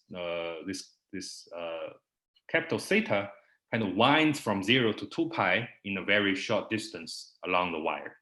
Okay. So these are small oscillations, but this is a kind of a big oscillation, big shift of the fields that happens in a very short distance. So you get kind of a soliton-like excitation. And these soliton excitations are gapped. The gap is given roughly by the velocity of these boson fields times the interaction strength u. And there's a strength that tells you, how many values you have jumped over. So if you tunnel from 0 to 2 pi times k, this is kind of strength k excitation. Okay. So in this case, in this model, one can explicitly write down all the kind of operators, string operators that can be used to move these particles around in these two-dimensional layers. You cannot move it across the layers, across the z direction. So I didn't mention that the direction, but this is y and z, and then the wires going into the board. That's the x direction. So suppose this is excitation. This is a soliton excitation for one of these thetas, and then we can move it in this direction with a series of e to the I theta terms. And we cannot move it across along the z direction. And we can move it around the x direction, but you have to use a much more complicated operator. So I don't want to explain the detail of this operator, but just to mention that this operator involves all the fields along this column. So basically, for all the sites that are inside these two red lines, you have to involve all these sites. Although once you go away from the location of excitation, the weight of these sites, the weight of the operator on these sites away from the point decays exponentially. So in a sense, it's still kind of a localized operator, but it's exponentially supported even when you move away from this excitation. And that's why in the low energy limit, you have these fields have non-trivial commutation relation even when they are far away, coming from that come from these exponential tails, even though the model itself is completely local. Okay, so this is a microscopic model of this infinite component consignment theory, and we see that this somewhat unusual commutation relation really is due to this kind of a very exponentially localized string operators, which is nothing. There's nothing wrong with such exponentially localized string operators, but here it gives you somewhat unusual braidings in a three-dimensional system. So there are many models you can build in just starting from a couple wire. So I want to briefly mention another model. This time you have two wires. You have two number of wires on each side, and then we couple the four wires around one plaquette. Okay, so the details probably don't matter. The couplings are defined on each plaquette. Again, there's a Hamiltonian one can write down. And this time it's convenient to use a kind of a fermionic wire. So you have left moving and right moving fields. But then there's a condition, though there are some parameters one can choose to define this model. And when certain conditions satisfied, it's fully gapped. Okay. And again, excitations are solitons of these cosine terms. Now it's kind of defined on each plaquette. And it has a strength k that tells you the soliton winds from 0 to 2 pi times k. And any strength k soliton in a single plaquette is a non-trivial excitation, meaning that it's kind of an infinite fusion. Unlike the usual kind of anyon excitations, they don't have finite order. It's an infinite order excitation. And in general, these particles can only move in the y direction, meaning that the y direction going into the board. And in the plane, what you can do is that you can isolate one such excitation with the price of generating a huge excitation, exponentially large, with the distance you want to separate them somewhere far away. If you want to separate these two, the other side has to be exponentially large, meaning that you actually have to pay a large energy on the other side. But you can isolate one such excitation. Okay. So it's not too surprising that these couple wire models produce line-on phase, because after all, along the y direction, we have a quantum field theory, a free boson CFT to start with. So things are kind of nice and continuous along the wires, but in the other direction, because of the lattice and the particular way that these wires are coupled, we get a kind of fractonic-like model. I will wrap up pretty soon, but I just want to mention one unusual feature of this model. So as I said earlier about this infinite component consignment theory, they have gapless chiral Luttinger liquid, kind of a 2D version of Luttinger liquid on one of the surface, and the other surface is gapped. So it's already like different surfaces have different theories, but that's not too that's not too surprising since we already have that as a stack of two-dimensional topological faces. In this model that I just defined, again, you'll find that you have infinite component Latinger liquid on different surfaces. For example, on the XZ surface, you get this K matrix. You can calculate what these entries are. But if you take a different surface, say the YZ plane, one finds a very different, I'm not even sure the labeling is correct, but no, the bottom surface here, you find a very different K matrix. Well, it's similar looking, but the entries are actually different, although it still looks similar. But you can cut through the three-dimensional system again in a different direction, and exposing a surface of a different orientation. This is kind of 1, 1, -1, well, the -1, 1 surface. And now the K matrix look again very different from the previous two. So every time you cut into the system in a different direction, you get a different Latinger liquid. You get a different chiral Latinger liquid with very different properties. So so this just kind of suggests that it's, well, at least it's difficult to think of this model as coming from some kind of underlying two-dimensional stacks, because every time you cut into the system, you see a different infinite component K matrix, and there's no preferred choice of any direction.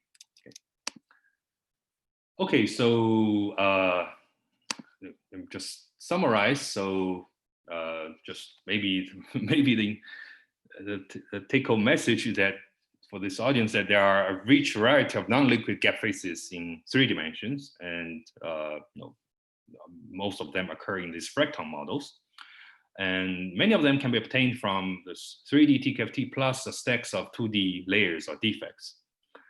But I also discussed these other planar and linear models with somewhat unusual properties that are unexpected if you have this picture. Okay. So I'll just thank my collaborators in these works.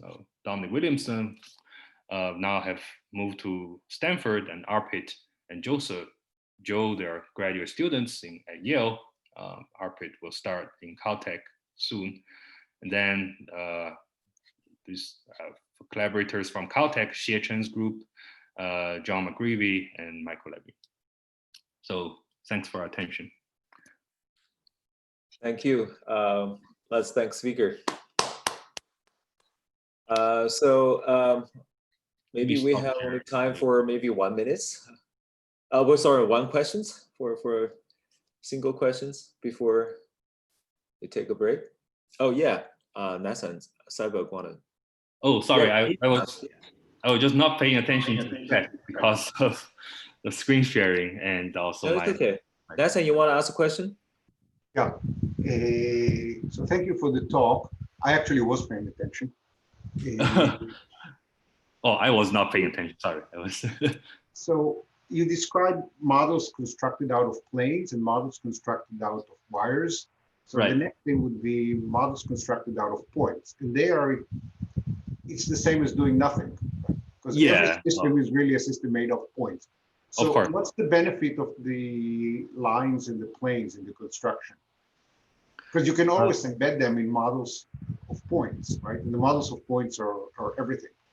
Yeah, of course. So there are no, so it's not like, of course, you're absolutely right that in the end of the day, of course, we start from just local tensor product of local Hilbert spaces.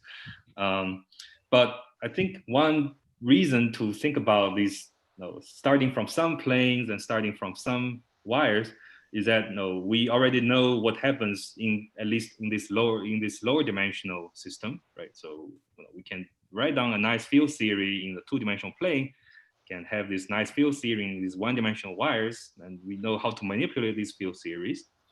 And then we build up the 3-dimensional model by coupling these field theories. So we have some kind of grounds to begin with. This is kind of same sought or same benefits from, say, you start from a stack of these layers and try to couple them. But here, I think the difference is that we couple them in very different ways. And the wires, of course, the wires actually for the wire model. I think it's even more flexible than coupling these two-dimensional planes, because we don't assume any two-dimensional quantum field theories to begin with. And as I argued, I mean, this may not be true, but no, it doesn't seem like there's any two-dimensional field theories embedded in these wire models in the last example I discussed. But no, again, this is just a construction that I find convenient, and it's also analytically tractable in many ways. I also have another question. Yeah. If I may, these are two questions. One is, once the layers are coupled, then in what sense are they really layers? Is there a clear separation between a system of coupled layers and a system with no layers at all? Well, because every system can be thought of as a system of layers with some coupling between the layers. Yeah, so yeah, that might be a confusing name. So I think it's it's just really to name this construction. There's indeed, once these layers are coupled, especially coupled in this way that in this say the mutual transaminance term that I discussed, it's really, they're really not the separate layers anymore. Although there's still a sense that say these gauge fields are defining a certain layer. At least we attach a layer index to them, and we imagine that these gauge fields are somewhat localized to a layer. Although from the computation relations, you can see that they're not really localized to any layers. But you have the same thing in any field theory. If you have a field theory in X, Y, and Z, then you can think of these are layers in the XY plane, and Z is a label. Yeah, that's right. These are layers labeled by Z. Yeah, yeah, so I absolutely agree. Is it different than a non-layer model? Yeah, I absolutely agree. Yeah, from the point of view of construction, there's once you couple them, then the layer index may not be okay. Just the index of the three-dimensional space. There's no significant meaning to them. But in this particular case, at least in the final result, this particles excitations, they are indeed localized in these different layers, and they can move in each of these planes, stuck in these planes. So in that case, in that sense, there's still a kind of a meaningful notion of different layers. If I can ask one final question, in the model with the K matrix, is there any sense in which the model has a three-dimensional spatial symmetry, or at least cubic symmetry? Because it clearly has symmetry in the rotation of the plane of the transaminance theory, but the other direction is treated different. Yeah, so these models are both the plane model and line models are very anisotropic, highly anisotropic. So the plane models, yes, indeed, it only has rotational symmetry in the plane, but there's no three-dimensional symmetry as far as I can tell. You can also see that from the dispersion relation of the photons. They're just very anisotropic. And the wire models are similar. They have the rotation symmetry. Well, they don't even have the rotation symmetry in the plane. I mean, the general models I wrote down. So I don't actually have, in general, I don't have any rotation symmetry in this system. I only have translation symmetry. Thank you. All right, so we're already late, so let's thank speaker again. Okay.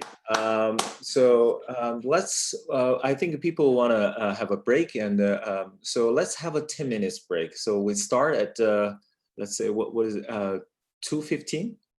Okay, Vienna time, 2:15. Okay, so we come back in about 10 minutes. All right, let's take a break.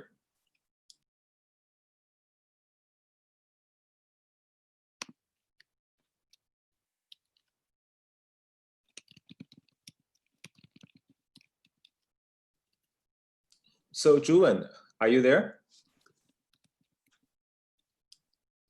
Yes, I'll try to share screen. Yeah, so can you test the, Yes. Can you share the screen so that, let's see if we can if we see any problem, we can solve it during this. Yes, let me try. Break. Yeah. Yeah.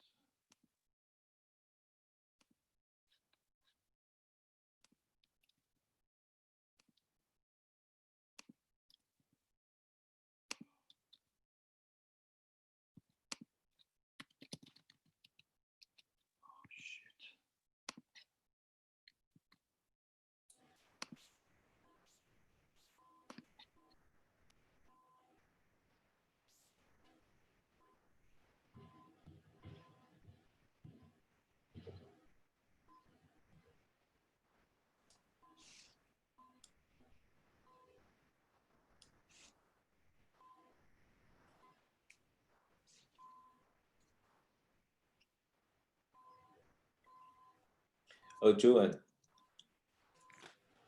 can you hear me? Oh, yes.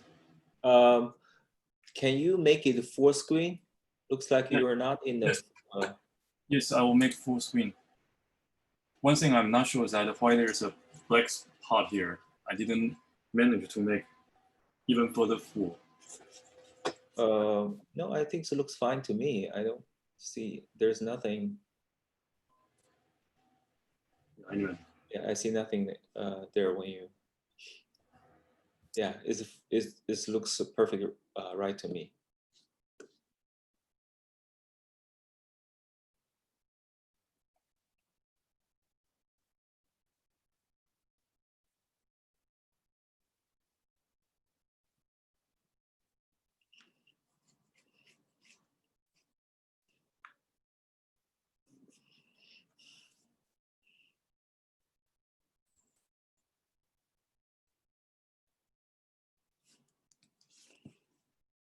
Is it true that when man is speaking, actually his screen is even larger? Here, there's no, there's nothing like a corner. Yeah. So I wonder whether let me just try to reload in another account. No, I think fine. I think it's fine now. You want to view the entire screen? Yeah. I don't know. Maybe that's the I don't know much about the Zoom. I think this may be the standard setup for Zoom to leave some space there, I guess. I don't know. Maybe Chen Chang, Professor Zhu. Chen Chang. Chen Chang, are you there? But she probably was busy. She told me that she have something to take care of. Okay. So I think everything looks fine. Yeah.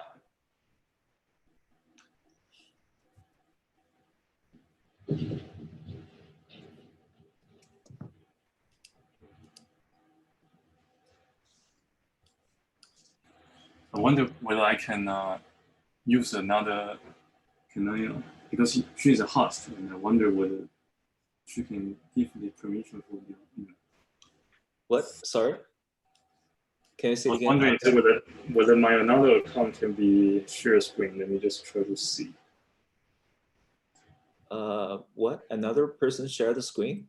Another account. I have two accounts. I was wondering. Oh, I see. Let me see.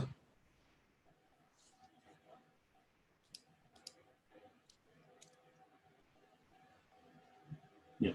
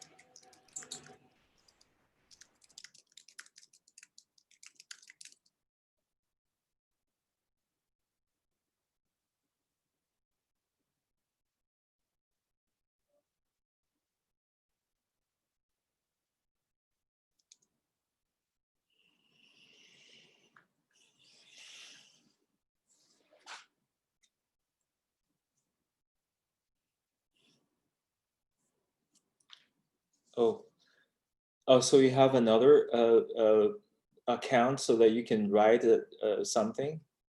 Is that what you're trying to do? Yes, that's what I was trying to do. Oh, I see. But anyway, it's not perfect because the screen, there is some black here. I don't know why there is such things. It's not a full screen. Something is not ideal. But if she's back, actually it would be nicer. Maybe switch. I still have another one, so I can not be co-host. I think only the host can assign. Let me see. Oh, really? Yeah, I can now assign a new co-host. I will be maybe. Yeah. Anyway.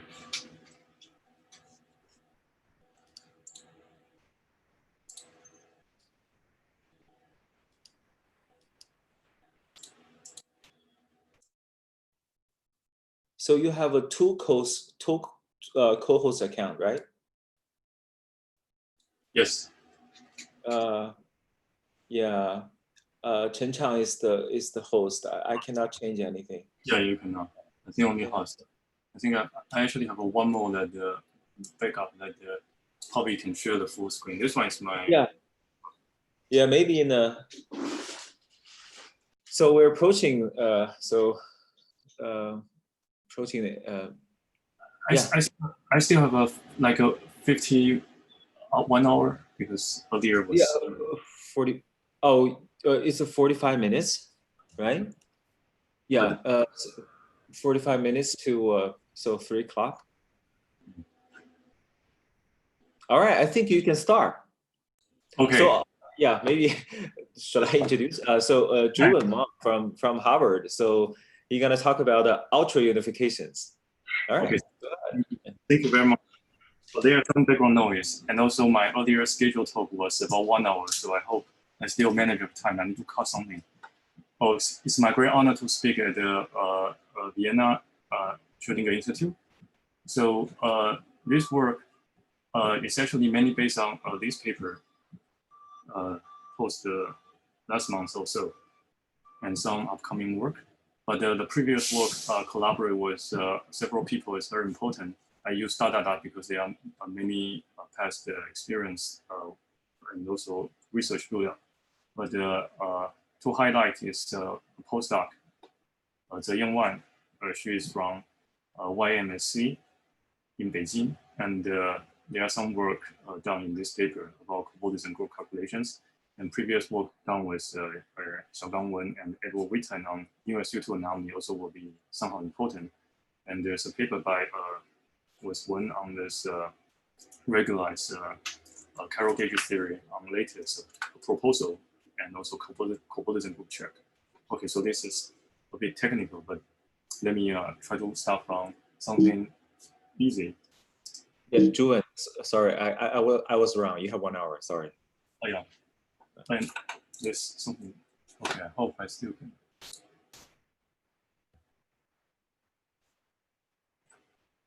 Okay, so I also appreciate some conversation with people like Joe, Man, Nakarin, Ningo, Kenaro, Pablo, and Nati, Cyber, and also Ryan, Ivan, et al. For some past conversation and some collaborations. And to begin with, because we are in Vienna, so vielen Dank für die Organisation und Koordination der wunderbaren Konferenz. Es ist mir eine große Ehre, für das Erwin Schrödinger Institut in Wien zu sprechen. Einige Leute kennen mich vielleicht nicht aus meiner Selbstständigkeit. Was ist JW? What is JW? Juven Wang, and just wondering, and you may not know me, but it's job wanted. So in the job searching process, it's like people trying to separate people into group. Like, do you do math or do you do physics? Or do you do condensed matter or high energy theory? So it's a discriminations. If you're not particularly associated to a certain group, and sometimes people will push you to the other side, say, oh, you should find a job on the other side. And some condensed matter people say, you probably should find high energy theory job and field theory job. And high energy people say, oh, you do condensed matter, you should find a condensed matter job. In the end, people like me have no job. And in contrast to discriminations, try to separate people, distinguish people, is a unifications. And unification is a concept that Ludwig van Beethoven will be very appreciate as he write the symphony and also a very late of the string quartet in 1826. And he will be very fit to the topic today. He write the following in the motive of the last movement of this string quartet. He said, Der schwere was Anschluss muss es sein. Es muss sein. He says that the heavy decision is a very difficult.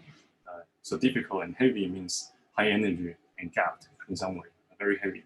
And must be, it must be. So I would like to provide a connection to this string quartet that I love very much.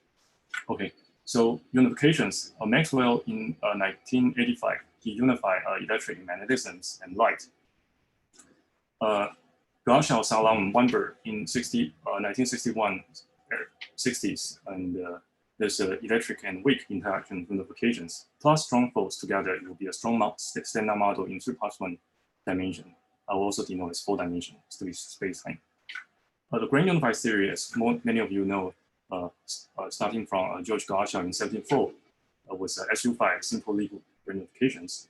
And George and these people, Fries and Minkowski, as SO10 got grand unifications. Or got stand for grand unified theory, so I'll just say got. And this will be a spin 10 gauge group, including the electro weak and other forces. In fact, there's already other forces in this SO10 or SU5, so it's not quite correct to say 4 fundamental forces, including gravity. So in a simple legal. However, today the ultra unifications I will try to outline will be all these sectors and plus this beyond standard model, this grand unified forces. But I want to point out some topological sectors. So these topological sectors, one might say that, oh, we already have in the standard model like a theta term, a second chunk class C2 of the gauge bundle, like F or F. However, I want to point out it's not the topological theory or topological term I mentioned. It's not the topological set I mentioned. I will point out the topological field theory, but especially a Schwartz type, also formulated by Witten, of the unitary TQFT at a low energy somehow will be needed in some way. And below the energy gap is trivial. People say there's 0 Hamiltonian. However, there's a large TQFT gap. Above them, there could be excitation like anyons or anyonic strings. So the real structure in the modern condensed matter sense will be entanglement of long-range entangled topological order for those systems. It could also enrich by symmetry. I also mentioned that some of the theory may also require some anomaly, tuple anomaly cancellations. It might also be useful to think in terms of some one higher dimension, extra dimensional 5 symmetry protected states. Now people already heard SPD states in short. So this could be involved with TQFT. All right. I also mentioned that by the way, is it clear my voice? If it's not, interrupt me. Also mentioned that a previous work with one mentioned ultra unifications in a different context. That's about the unifications by on a lattice by bosons or qubits on a local Hilbert space. And this will not be the context I'll mention today, although it could be useful and related, but it's not the ultra unifications I mean, LD SW. It's also disclaimed that it has not yet directly related to string, superstring, and theory. So probably pursued by Witten and others, and Cyber, and not directly related to unification by qubit or emergent principle, so pursued by Wen and others. So this ultra unification is just an extension of a standard model and gut model from a low energy, in some sense, lower energy quantum field theory, plus some heavy topological sector, for this 556 sector. It may be a new direction and a small humble step to the literature, and no Einstein gravity mostly, and no dynamical gravity mostly, until the very end, when all the space-time internal symmetry is gauged, it could be some gravity. Okay, any questions? Can interrupt. So I will focus on this type of ultra notations. And the ingredient for mathematicians, which I apologize not writing down the action, but I'll point out there will be some vial space-time in there. There will be Yukawa-Hicks-Dirac term, and also could be Marana mass or Dirac mass. And there's also gauge theory. You're familiar with U1 gauge bundle and summing over as Maxwell's theory, or SU1 gauge bundle, Young-Mills, and or spin N, like spin 10, Young-Mills gauge bundle and summing over. And there will be additionally new ingredients in unitary, 4D non-invertible, or 5D invertible non-invertible TQFT. Okay. So I hope this ultra unification right now is clear. So we live in this world with like an energy level that's like several floors, starting from what we are made of electrons and quarks, U and D from a bound state of nucleons. And these are below the energy scale, like 200 MeV, mega electrovolts along the QCD. And the neutrino, so far detected select neutrinos at mass eigenstates is actually much smaller than electron volts. However, the 100 volts, 100 gigavolts GeV to 100 to 200, 300 GeV, there are many scales like Higgs, top quark, and standard model symmetry breaking Anderson-Higgs mechanism. It's good to find an analogy for this will be some kind of a superconducting effects for the Higgs mechanism in the standard model. It's a CMP high energy theory analogy. Well, at above some scale, there will be electroweak. Below the electroweak, Fermi electroweak breaking, that's what the standard model govern. However, above is not quite clear, and we have a 3 family. So today I would like to point out in this energy range, much earlier before the Planck scale, which is 10 to the 19 GeV, with a large energy scale, there's such many things we can fill in. And this will be a range of scale, even just inside the gut scale, 10 to the 16 GeV, there are many things we can explore. So that's what the topic of my talk. So stay to the very end. You will see what's the meaning of this question mark and how it's related to a Beethoven string quartet. So my other talk will be asked, are there non-productive constraints given by the low energy physics at the standard model guiding us towards something heavy at high energy?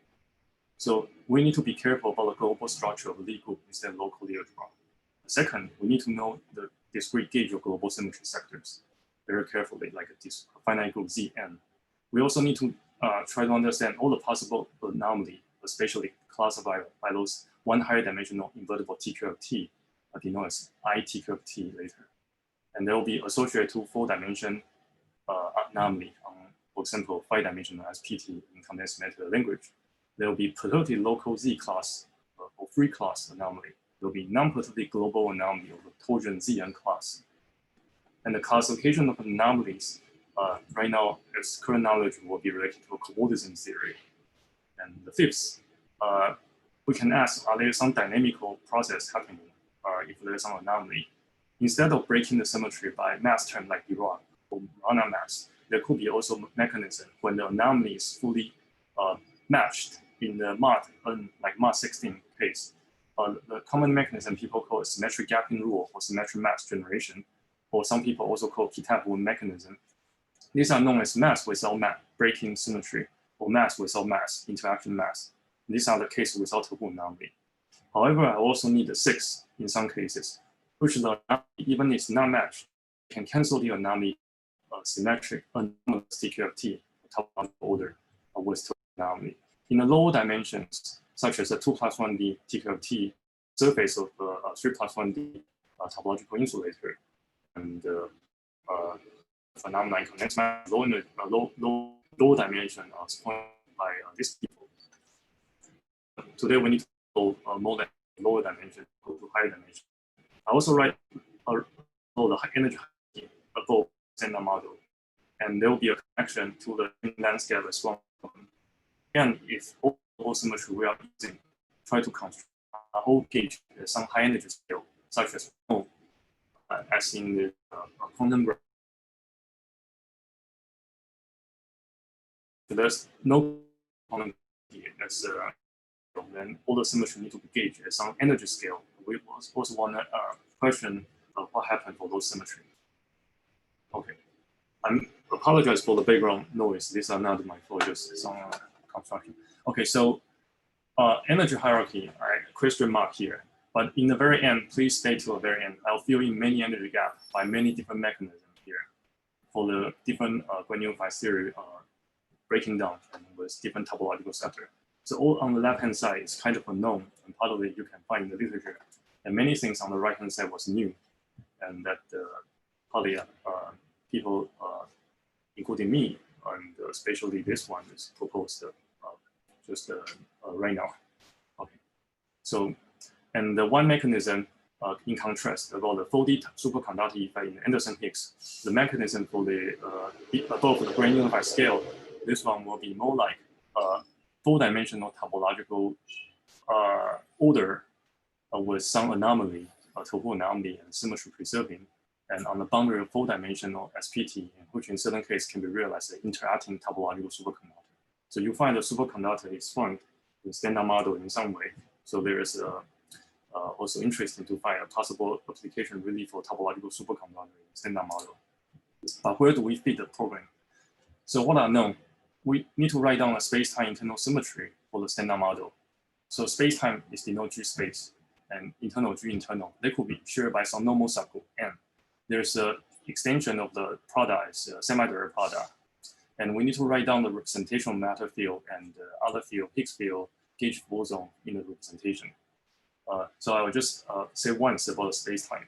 We will focus on 3-dimensional space, 1-dimensional time via space-time Lorentz spinner. It's a left-hand L chiral space-time spinner. And this in the Lorentz school will be spin 3,1, or in the Euclidean will be spin 4. And they are in the spinner representations. So these are 2 component, left-hand is 3,1, which is SO2C in the complex representations.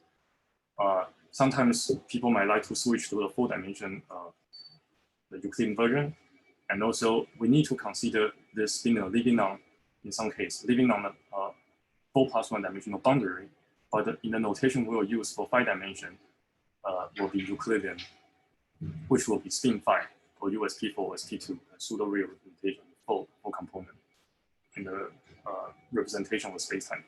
And the reason we do that is that unitarity in the Lorentz, such as 3+1, has something to do with reflection positivity of Euclidean. And there are some theory and previous work proved by Free and Hopkins. What we are trying to utilize is that the classify, for example, D is 5-dimensional invertible TQ of T with reflection positivity in Euclidean signature has something to do with anomalies in 4-dimensional reflection positive Euclidean quantum field theory.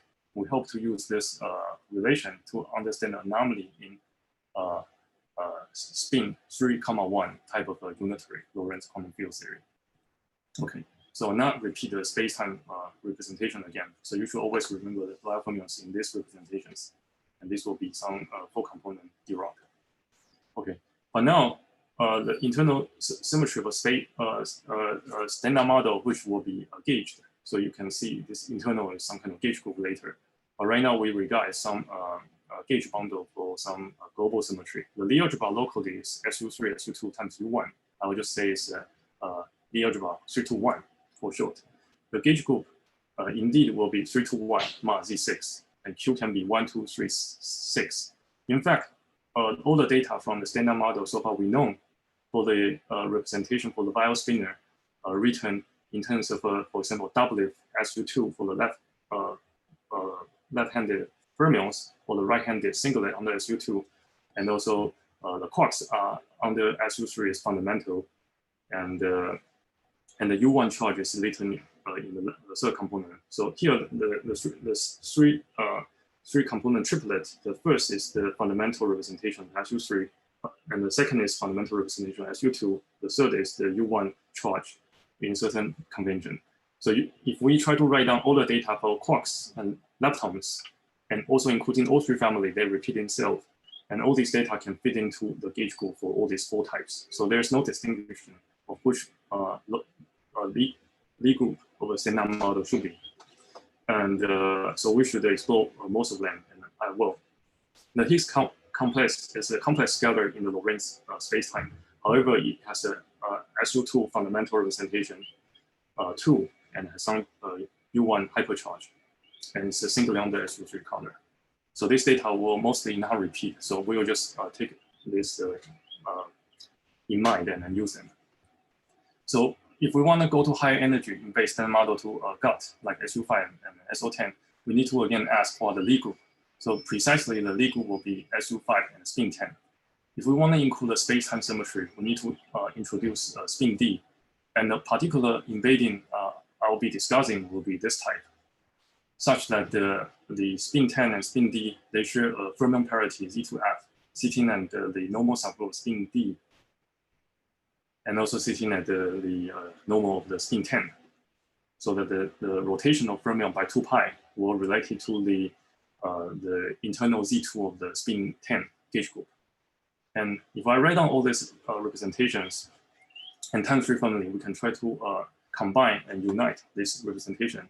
As George Glashow told us that we have this 5-dimensional 5-bar representation of SU5, and also the 10-dimensional representation of SU5. When we combine this 3-component D quark and 2-component doublet for leptons, then this will give you a 5-bar. And if we combine remain, we'll give a 10. And if I include one more right-hand stereo neutrino, which is not charged under any SU2, SU3, and U1, so these are trivial representations. 1 in SU5, we can combine them to a 16 in the spin 10. And later on, so I give most of the representation I need for those models, and we'll skip most of the things about the gauge boson. They are always in the joint, such as SU5 of 24, and they can be written as several decomposition for the branching rule to the standard model sectors as this. So there are 12 gauge boson from standard model A of SU3, 3 of SU2, and 1 U1, and also additional so-called X and Y bosons. And we can also write down the joint for 45, spin 10, etc. And also, we're not discussing the Higgsing, mostly for the consideration of anomaly. Actually, the most important part is those fermions, which can be a chiral under the internal symmetry group. Okay, so we already discussed the embedding of the symmetry, but one thing is that can we have an additional global symmetry? One thing people like a lot is the baryon number minus lepton number B minus L. In fact, there is such a global symmetry, at least in the standard model sense, at least at the less energy scale, it could be a global symmetry. And in the SU5 gut, however, it's better to write in terms of a modify B minus L mixed with a hypercharged y, and such that the writing of this will be like this. I will denote as x, mixing with b minus L and some y. And the y is exactly the hypercharge that mix between the SU2's third generator and also the y, which will be the EMM, electric charge. Okay, so it's a U1. So the part of component from y and combined with b minus L will give me the x, which is like a generalized b minus L in SU5. And if I try to put this into some even higher energy, suppose SO10 or spin 10 play a role, we find, or at least I find, the most natural embedding will be this. It seems like the spin 10 has a center of a Z-fold. Such a Z-fold contains fermion parity. And such a Z-fold sitting at the center of spin 10 can be regarded as part of the discrete subgroup of this B minus L. So at low energy, certainly you can consider B minus L as some U1 global symmetry. And it could be gauged at some higher energy, such as in SU5. But if I want to embed into some spin 10, it's more natural to include only a discrete Z-fold of the B minus L, and which is the discrete X. I will call this as a Z-fold X. Okay. If I try to ask the quantum number for those SU3, SU2, U1 for all those quarks, and as I already earlier showed, it's like this. So these are fundamental, and these are fundamental for 2 and 3, and trivial for 1, and U1 charge. If I combine them to the B minus L, these are the quantum number, which is a U1 number, so just an integer, so just a number. It could be normalized an integer if you wish by multiply some number, but this will be the convention some high energy people use. If I try to write them in terms of the X of a U1 symmetry, they are written in this way. And the first two component, two of them is d quarks and leptons. They are 3 component, 2 component, which form the 5 bar in SU5. They are -3. The remaining 10 in the SU5 form 1. So they indeed have a defined U1 X charge, but their Z4 X as defined, Z4 X MAFO, they have the same one. Even the right-hand neutrino, the 16th biofermion aided, they are 5 in U1X, but they are 1 in Z4X. So they do all have the same Z4X charge. And also, the twice of this Z4X will be a normal subgroup. And that normal subgroup is exactly the fermion parity. They are also non-trivial under, which because they are all fermions. So that fits very nicely. So importantly, we'll discuss this type of the embedding of the GOP model. And to highlight is that people also work at the Harvard High Energy Group, Mingo Montero, and also some collaborator, and they study a particular type of GOP model like spin d times spin 10. Well, we do also mention this type, but the paper with Zheyan Wan, or the earlier paper with Shougang Wen, we actually study this type, spin d times spin 10 Z2 fermion parity. Okay, so we'd like to classify the anomalies associated to this this standard model, and using the concept of the one higher dimensional interval TQFT. Okay, so how do we do that? So proposed earlier by Kapustin and collaborator, and then systematically formulated by Free and Hopkins, says the relation I just outlined. So all the time I will not discuss this. Again, you already remember. The short idea is that we use d-dimensional Euclidean invertible TQFT with some reflection positivity with Euclidean signature to understand the anomaly in d-2, 1 of space-time dimension unitary Lorentz QFT. Okay, this will be 4-dimensional. We'll focus on 4D quantum field theory, 5D TQFT. So here we only concern the data called cobordism group. And this will be a particular data defined in Free and Hopkins called TP. TP is shorthand for topological phase in dimension D. This is like a black box to you right now. Given the space-time dimension and D, and this total symmetry G, including space-time internal, we input this into a black box as a function out to a cobordism group defined in this way. There's a more common version for this cobordism group. I should have no torsion here, sorry. And the torsion part of this bordism group is the same as the torsion part of this cobordism group. And there are some Pontryagin dual relations and plus additional sector, more subtle. However, at least I'm trying to say the torsion part, finite group part, such as Z, N is some integer. The Zn finite group part is the same, but there could be additional Z class differ. So given this G and dimensions, space-time, we want to use this cobordism to classify possible anomalies in 4 dimension and possible topological terms and other things in in one lower dimension and even lower dimensions. Okay. And actually, I was thinking that out of time, so I will just be very quick on this. We will save this discussion on cobordism group and the calculations to the breakout session. I think it's in session 3.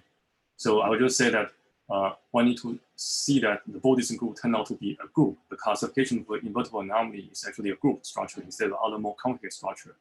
And the reason in condensed matter is that there will be some way of canceling the anomaly by stacking the opposite things. So there is some kind of a identity to be trivial and inverse to cancel the anomaly. And there's some closure of the idea of forming structure of a group. But in terms of the Bordism group, we are trying to classify the manifolds in different class and with some structure G. And the idea of a cobordism means like M and M prime cobordism means that they can be endorsed, for example, some structure G, and but as a disjoint union of some one higher dimensional manifold M. If you use this type of thinking, you will see that actually identities just means the empty manifold, and this disjoint union is exactly operations of the group multiplications or sum. And there's an inverse by going M to M bar. And there's easily to see the associativity and commutativity by just thinking about you can just move this around pens and you can join them in different order and they'll be a commuting. Okay, so particular version for spin cobordism, I think in physics to use for fermion SPT is proposed by Kapustin et al. In 2014. But Free and Hopkins make it systematic and have a tool to really compute it in mathematics way. So this benefit a lot. We try to do this also including higher symmetry and used for other purpose like Yang-Mills series higher symmetry. But for the application for standard model, I think actually the computations based on especially one kind of special sequence called Atiyah-Herzberg is pursued by Mingo et al. And Davigi and Joe and Nakarin et al. Well, our method will be more close to Free and Hopkins using atom special sequence. Okay, so this part I think I will skip. I will just say that there's a deformation class of a reflection positive D-dimensional extent TQFT, ITQFT with a symmetry group G turned out to be classified by some kind of deformation or homotopy class of two spectra. One is called Madison-Tillman spectra. The other is called Anderson-Diold sphere spectrum, and with some suspension shift. And this will be turn out to be a calculation of a homotopy group of some Madison-Tillman spectra. And detailed calculation will be discussed in the breakout session. All we need to do right now is believe there's a Blake class given dimension D and symmetry G. We can classify invertible TQFT in those with that structure. In each invertible TQFT, when putting on some manifold, we can use them to detect the non-trivial invertible TQFT for each distinct class. And on the boundary, if the manifold of this theory has, if manifold of this, if the ITQFT living on manifold with boundary, then that boundary has an anomaly, and that's all we need to know. Okay. So we just use some trick and to obtain such a result. So the pertinent things will be computing the spin group times space-time times standard model and spin Z4 mod Z2, as I say in beta to spin 10, this one, spin time mod Z2 is this one, and also this type for the SU5. There was an additional discrete sector. I think people care about Lear-Joule will be definitely neglecting this. And also people only care about Lear-Joule, not be careful about the Z2 mod Z2. But it turns out all these things will be important to give rise to anomalies beyond the local perturbation anomaly, captured by only by Feynman diagram. Those Z class of anomalies, free class, will be captured by Feynman diagram.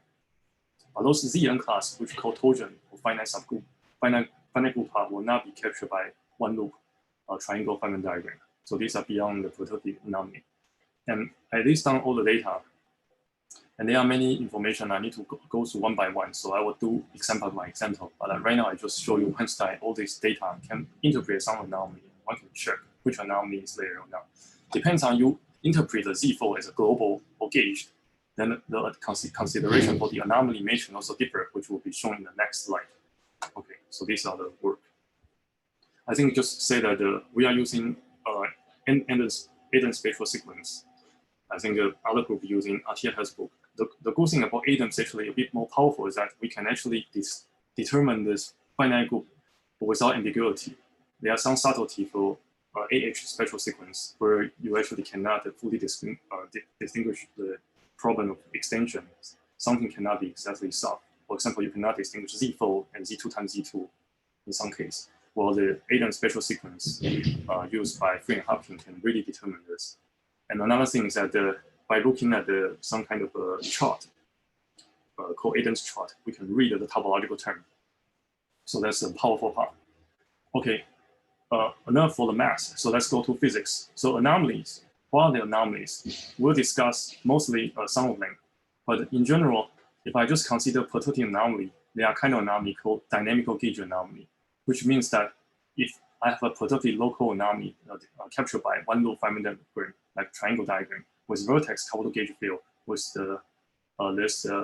this solid link run by this fermion, curve fermions, you can compute the anomaly coefficients. And if the gauge field all are dynamical, we believe that for consistent quantum field theory, this anomaly, gauge anomaly, must be cancelled to be 0. However, it's not the same for the Tahoe anomaly. In the coupled background, it's a global symmetry, coupled background field. In that case, actually, the Tahoe anomaly does not need to be 0. If it's not 0, it just means that there's an obstruction to gauge the global symmetry. But that's a global symmetry. It's okay. In condensed matter, it just means non-inside symmetry. In high energy theory, you can say it's anomalous symmetry or emergent symmetry at low energy. And the third case will be a global symmetry on one vertex coupled to two gauge field. These are original Adler-Bell-Jaquet type anomaly, means non-conservation of a current associated to one vertex of global symmetry will not conserve when these two vertices dynamical gauge field. There's also one type of one dynamical gauge field with two global symmetry. We'll mostly focus on the first one, second one, in some cases, the third one in the following. So let's go through example. This will be a review of more textbook example you learn in standard model. Is that in the standard model, you can check, given the gauge group, how are the global symmetry, the anomaly are possible. So based on the cobordism calculation, we find out actually there are Z to the fifth class of anomaly, and you can write down the 5 of corresponding this triangle diagrams. And so these are the 5 cases. So U1 to the cube anomaly will be written in terms of one higher dimension, 5D ITQFT cobordism invariant as first Chern-Simons 1 form and C1 first Chern class square. And O, some people write as a 6D anomaly polynomial is a C1 to the power cube, U1 gauge bundle. If I have a 1 U1 and 2 SU2, similarly, just changing the C1 square to C2 SU2 bundle, and there's a 6D polynomial. Similarly for SU3, changing this to SU3 gauge bundle. The mix between U1 and SU3, so you can actually exactly match the Feynman diagram. And if I have a gravity U1 and gravity square, turns out this will be related to some kind of invariant, more complicated gravity related to space-time. So we have a space-time data here. So in the 6D polynomial, sigma is signature of the manifold, and F is some characteristic to surface. But in the 5-dimensional case, will be a roughly invariant mu and a Pontryagin dual of the C1 U1. So this will be 5D term. So this will check this diagram. If you don't know this okay, just know their Feynman diagram. If you don't know Feynman diagram, you know there's mathematics here. Okay, so the fifth one is SU3 cube. So this will be Chern-Simons 5 form SU3, and there's also 6-dimensional polynomial. In certain cases, actually, Witten SU2 anomaly, a global one, Z2 class actually cannot show up. This will be the case when the standard model gauge group Ma ZQ and Q is 1 and 3, and this case will be a Z2 class will still play a role. It will be used for the dynamical gauge anomaly cancellation. However, interesting phenomena when Q is 2 and 6, 1, 3 will fuse with Q's 2, 6 Z class. So local anomaly, global anomaly become local anomaly. I think illustrate well in this paper. But in any case, these are the data obtained. And we can check one by one. It turns out everything will be 0 cancelable dynamical gauge anomalies, we believe, for standard model. And the textbook example, for example, like this one, you compute the U1 hypercharge coupled to gravity, input the U1 data, and then put in everything in. You'll find out that this will indeed cancel. Okay, so these are the U1 hypercharge for the quark for this first part, and this are U1 hypercharge for the lepton. So these are standard. But now if I introduce the U1 of the B minus L it's natural to written as a spin C structure. And okay, these are data from here. So we can compute this question of all these things again. And then there are more Z class than earlier, and one can check again. And in particular, we are interested with the B minus L conserved and coupled to the engaged field. So this will be a diagram to check. In the case of a SU5, we can also have a spin C times SU5 with this U1. The U1 will not be exactly the B minus L, but the extended version B minus L, 5B minus L minus 4Y. This will be the X. Okay, so this will be the diagram to check. Okay, it turns out everything also match. So which means B minus A is almost a good global symmetry, except that the two of the diagram actually require something slightly more. Is that if you really plug in, you'll find out that it implies that there's a class of anomaly does not match unless there's for example, a Weyl fermion in a perturbative sense. In the 16th of Weyl fermion is a right-hand neutrino. So this formula only shows that the B minus L current conserved by plugging in when there's a right-hand neutrino, one of right-hand neutrino, or some number. We can ask, well, the U1 B minus L, in some sense, you can also ask, perhaps it can be it could be broken, or perhaps we really have some heavy right-hand neutrino. That's what people believe, a large Marana mass or Dirac mass by seesaw mechanism. So we don't see it at the low energy, but it could be very heavy. So the anomaly can be cancelled. We can ask further, suppose we want to embed the U1 into the Z-fold. That's why I say that it will be a center of the spin tank. Does this still survive? So the calculation will evolve into computers. And then we can ask again the anomaly. It turns out that more of the global anomaly will show up instead of all local anomaly earlier. We can examine this. Okay, so just one by one. First of all, I should mention that the Z-fold here, there's a Z-fold zero-phone symmetry, which coupled to a one-phone local gauge field related to this B minus L. And however, this will become a Z-fold gauge field when I write in terms of a spin Z-fold Z2. And this mod2 will be a one-phone gauge field locally. But this should be regarded as the first cohomology class with Z2 coefficient, AZ2. And they are the generator of this Z-form X mod Z2 fermion parity. So that's a quotient part of this. Okay. It's not the fermion parity part. Okay, it's not a normal sample. In this Z2, we can ask what are the anomalies and written in this way. Okay, so it turns out the written anomaly will still be there, at least for Q equal to 1, 3, but it will be graded from Z2 to Z4, and we can check still anomaly free. And the term of written anomaly in 5 dimension of the topological cobordism invariant will be this one. Some eta invariant in 1D and C2 of the SU2 bundle. C2 is a second term class. Secondly, we can also have a 4D Z2 anomaly. And that Z2 anomaly happen when we have a Q equal to 2 and 6 of SU2 bundle. And this will be mixed with the written anomaly when Q is 1, 3. But anyway, this is still anomaly free. And third one of SU3 bundle will mix with U1, the Z4 gauge field, or Z4 mod Z2 gauge field is also free. So everything mostly free. Let me just go to the non-trivial one. Even the SU5 is free, except the Z16 one. And this Z16 one seems directly related to this, the Z class anomaly that still survive as a constraint that may not be matched. So the Z16 anomaly may not be matched. So there will be a trouble. So what are the possible way to match and to check the anomaly? Certainly when you go to calculation, I showed you this table earlier. And there's a Z4 charge associated to those quark and leptons. You plug in and try to compute the anomaly with the match. It turns out that for example, 3-family generation, for some n family, the anomaly does not match as it will be minus n of mod 16, unless there are some either neutrino, right-hand neutrino, or 16 Weyl fermion, or hidden sector to cancel the anomaly. So the conventional way, actually most people still use is the right-hand neutrino is anomaly absorb the anomaly, and it could be either preserved as scapulous, but which can be ruled out by phenomenology. We don't see them. And but it could be broken by Dirac or Marana mass, because this mass term will break the Z4. This is kind of chiral in some way, so you will break a Z4. And you could turn on a large mass gap, you don't see the neutrino. So that could be explanation people like. However, today we would like to propose it could be new hidden sector. A possibility is that it might be nice to have the Z4 preserved even to the spin 10 scale, a Gauss scale. If Z4 is preserved, but we don't have the same there's a low energy neutrino, other than seesaw mechanism to lead to the mass, is there some other mechanism? So I will call this as a different but derived Marana mass, but it's topological mass. This mass is a mass, interacting mass, not from free theory, but preserved Z4 and by anomaly, preserved anomaly as a gap for DTQFT.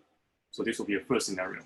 Secondly, we can possibly say there could be additional one high dimension, some invertible TQFT, such as standard model live on the boundary. And this could be a Z4 SPT precisely written with some eta invariant of Pondrian duo of this AZ to K field, so it's a 5D invariant. So Z 4D and 1D talk, kind of a Pondrian duo together to 5D. It could also be Z4 is gauged if you believe quantum gravity or no global symmetry. Z4 is gauged, so this will be enriched in some way, and the Z4 symmetry can gauge. And if this is coupled together, you can even imagine the space-time symmetry that detect the eta invariant can also be gauged.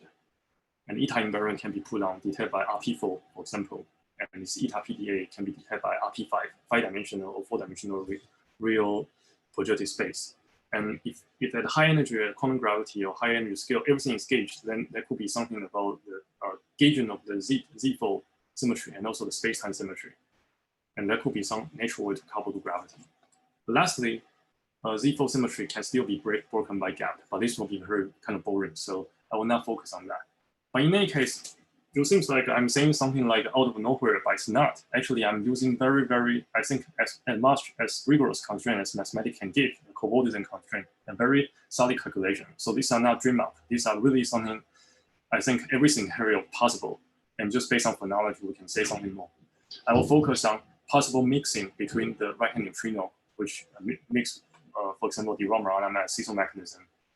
For example, for some generation of family, maybe 1 or 2 out of 3 can have this mechanism, while the other one can have a symmetric gap.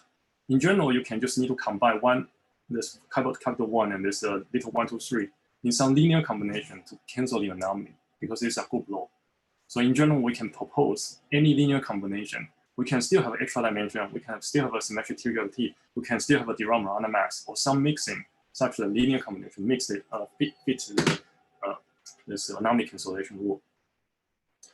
Okay, so this 5-dimensional SPT is given by this cobordism invariant. But what exactly is this 4D TQFT? It's a long-range entangle, mentioning anomaly. So the method we will use will be some kind of symmetry extension method and generalization based on a previous work done with Wen and Witten. But we need to do a bit more job. And these are ongoing work with Pavel Putro, not sure what he's in audience, and Ryan Rongen. Hopefully we can sort it out. But simple version is the following. We try to understand such a Z16 class non-positive global anomaly with Z4 gauge and space-time gravity symmetry anomaly. And this mixed gauge gravity anomaly, can it become anomaly free in some extension G hat and with some finite group K? Again, I'm saying the simplified version. The real version is more complicated. If that's true, we can actually cancel the G anomaly by a K topological gauge theory, but symmetry realized anomalously on this K gauge theory, and that will be a 4-dimensional theory. But for today's audience, I would like to give some simple physical observable bursts to probe for this 5D SPT or 4D TQFT. What can we observe? What experimentalists can detect? What experiment we should do?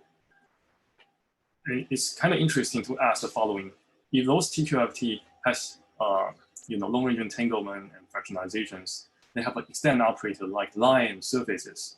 We can ask the following: the 5D TQFT SPT invertible TQFT is given by this, and 4D TQFT is outlined just earlier in the slide. I didn't write it down precisely, but they just believe they are such a TQFT. We have formed by atoms which are quarks, U and D quarks, and electrons. We are all formed by particles, point particle. They form some bound states. But we can imagine whether there's a way we can have some force or connection with this objects formed by some extended objects of lines, surfaces, extended object. If you have some imagination of things, this would have probably more complicated bound states, maybe more complicated than the proton neutron they can find. Certainly, these are just kind of pseudoscience or science fiction, but just thinking about it for a while to say, oh, it could be some extended objects in the 4D TQFT. But let's call this an alien being. Is there a way we can communicate with them other than knowing they could exist by anomaly? So we should know, is there a way we can connect by some force? And that force doesn't exist in the standard model. All the U1, SU2, SU3 doesn't directly, the gauge boson does not directly interact with this TQFT sector. However, as I mentioned, there's a Z4 symmetry, which can be gauged at high energy. At low energy, standard model, you might regard as global symmetry. But again, by quantum gravity, you know that's gauged. So we write down the Z4 symmetry for all the quark and lepton. You find everyone is charged. So every of this particle inside our body, the atoms, the electrons, all have some unknown force to the Z4, which is discrete. It's hardly to sense, it's topological. But we are interacting with the Z4. Imagine Z4 has endpoint. One endpoint can be particle in the standard model. The other end will be a line operators for the Z4 gauge field. How does this Z4 gauge field can end on the other side? Of course, it can end also on our standard model particle, but it could actually be another end be sourced by another charged particle from TQFT. There's indeed a charged object under Z4 that indeed has the Z4 global symmetry. There's a codimension 1 surface operator wrap around some extended operators of one-dimensional lines, such that this link, such as half link, these are two of the S1 loop, or some bromine ring, if it's a theory for more complicated theory. When there's such configuration in the TQFT, actually with a suitable line operator, they can have a non-trivial Z4 charge. So imagine this is a line operator of a Z4 gauge field. On one end, connect to all the particles in our body. On the other hand, connect to the lines and surfaces of the TQFT of unknown sector. And there's an unknown interaction between us, standard model particle, and all the lines and surface on the other side. So there's a quantum communication between us and some unknown being or some unknown sectors in the TQFT. It may not have an intelligence, but anyway, we can call this as a God sector or topological quantum computer in 4 or 5 dimensions. Whatever, you know my meaning. So there's a gradient statistics in Lincoln where in 4-dimension 5D actually has an unknown sector to us in the standard model, but has correlations, kind of a force beyond standard model, I call topological force by the Z4 gauge X. Okay, so I have spent so much time, but what's the energy scale I outline other than what I already know? I add one more. I say that instead of all scenario that we have a Marana mass to introduce to right-hand neutrino break Z4 and also match anomaly, we have a TQFT alternative to the Marana mass for the heavy stereo right-hand neutrino we don't observe. And that's the scale here. Because that Z4 is preserved, so it could be a higher scale. Even the Z4 can be broken at low energy if you want. So that will be above the scale of SU3, SU2U1 times Z4 mod Z2, spin times Z4 mod Z2, or also SU5 Z4 times spin times Z4 mod Z2. Above that scale, the Z4 still can preserve, and there is a TQFT topological mass energy gap. So what leave above us heavily unknown above standard model, we may not detect other than just using the Z4 gauge field that connect us. And no standard model force cannot see us. Even if we collide with them, we don't see them. They could just be around us everywhere. We just don't see them because there's no Z4, there's no standard model force to detect them, but just a Z4 gauge field. Okay. So it could just be around us everywhere. Okay. So right now there are some philosophical question and the existence of a God, though this question might be addressed or maybe asked at least. So space-time internal groups embedding, I already go to the spin times spin 10 Z2. But it could go further to the spin 18. That's the kind of things people pursue in the 80s, like Frank Wircher and Tunisi and people here. One thing I would like to mention is that we can embed them into several series. In the past, people discussed dynamical gauge breaking like this pattern.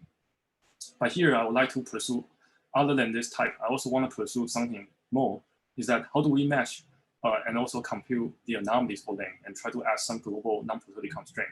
It turns out that we can still compute coordinate group. It's complicated for all this. And then we can ask again whether all the anomalies match. Are there some Tahoe anomaly or dynamical gauge anomaly? And one interesting fact is that for certain case, actually, we require additional matching let me just say, I would like to use another mechanism starting from gapping out the fermions in the mirror sector. What I mean is the following. In certain case, the grain unified theory can have some, like a spin 10, we have a 16 in the spinor representation, 16 bar, 16 minus in the conjugate, complex conjugate representation. You can imagine if I regularize quantum matter, it's a quantum matter for this theory. One side of boundary has chiral matter, the other side has the fermion doubling. And people try to thinking about this in some quantum theory, but it's not quite understood. Einstein and Preskill introduced, say that we can gap the mirror sector by interactions, but those interactions are limited to certain cases. It's not convincing enough. I think the new insight from topological phase, from condensed matter development, starting from maybe Kitet and Wen, basically saying that we can still gap the mirror sector and without breaking symmetry. People like these people could pursue, and also our paper pursue that, in fact, we can actually gap the mirror sector if we need it. Otherwise, there's a mirror universe that we don't observe. But what I mean is that there's another mechanism that I want to use other than the topological mass. That's people call some key type of mechanism called the symmetric mass generation in the mirror sector. If we do that, we can actually introduce additional energy scale by gapping the mirror sector with some gap.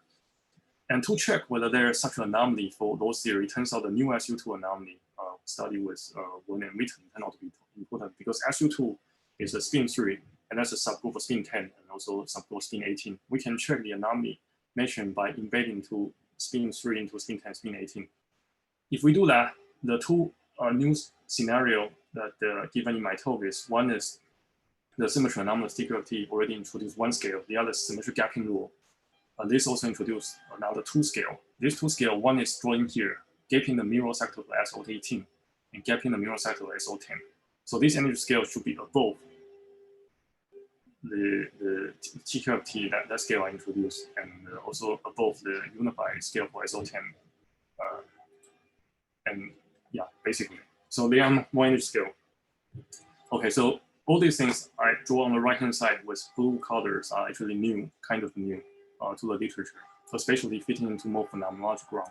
But the thing is that this scale is very high, so it's probably still not easy to pursue.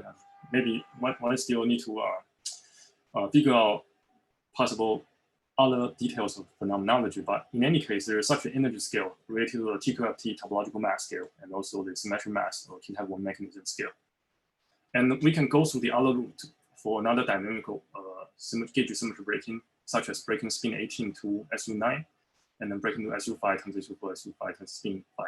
And we can compute the coordinate group again for those and classify all the anomaly and try to plug in all the representation for the matter field as again the anomaly matching. It turns out that the earlier result will be different. There'll be a different type of dynamical scale, or the gapping scale. But anyway, so there are different scenarios one can pursue. But you get my point. So let me summarize. I think I'm almost done. So I discussed ultra unifications, which is a different type of unification that include electro weak, strong, and other forces such as gut, grain unified theory forces, plus topological sectors. This topological sector is distinct from what people usually call about the theta term, because those are just the gauge bundle of the second Chern class of the Yang-Mills theory. That's part of things you sum over in gauge theory. What I'm discussing is not this. I'm discussing the topological sector in the sense of a long-range entangled topological order that below the energy gap at low energy is topological field theory, but above the energy gap have some fractional gap excitations of extent objects. And also possible one extra dimension symmetry protected states that can be gauged. The Z4 can be gauged, then it could be enriched, or it could also couple to gravity. And starting from the invertible TQRT, once you gauge, you could also be non-invertible. So it depends on the energy scale, just depending on whether you're looking at the standard model scale or SU5 or SO10 or spin 10. And the equation, as I mentioned, other than the standard model biospinners, Yukawa, Hicks, Dirac, and plus the U1 Maxwell, SU1 spinner Yang-Mills. We also mentioned the unitary 4D non-invertible TQRT or 5D invertible non-invertible TQRT, and possibly coupled to some gravity when the space-time symmetry is gauged. The starting point only is the low energy standard model, and then try to get the heavy sector by the cobordism anomaly. So my summary, our breakout section will be this. The unification has SM granulified and granulified theory plus topological structure. Energy hierarchy, we are asking who live above us and heavily and upstairs. They are like our roommates living in the building. We don't have a force direct interlink with them, but maybe they're just next to us. A new life made at high energy that we cannot see or detect by a standard model particles, but we can communicate by a gauge Z4 X, where there is some line surface operator connect the standard model particle and topological force. This goes back to Beethoven's quote: "There are very vast issues, smooth sign." So the heavy high energy gas decision is very difficult since in the past, but must it be? Perhaps it must be. And vielen Dank, bleibt gesund und sicher. Thank you for staying tuned, stay healthy and safe. Thanks. I think that's it. All right, let's thank speaker then. All right, so I think if you have a question to ask, I think it's better to move to the discussion section so that Juven will be the section 3, and the first two author, Zhencheng Gu will be the section 1, and Mengchen will be the section 2. Okay, so let's move to the discussion section for the questions. Yeah, maybe Juwan, can you send me your PDF? This is too late for the audience, but maybe I at least keep a version. Thank you. Oh yeah, the breakout section are open now. Yeah. Yeah, the breakout section are open. Yeah, let's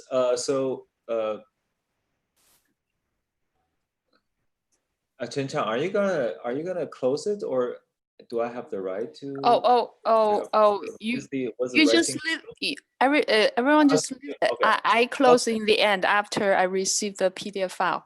Yeah, no worry. You can just move on. You can just okay. Move on. So yeah, for all the audience, you can just leave and yes, you just leave. Yeah. Log into the breakout sections. Yeah. All right. See you there. Bye. Yeah.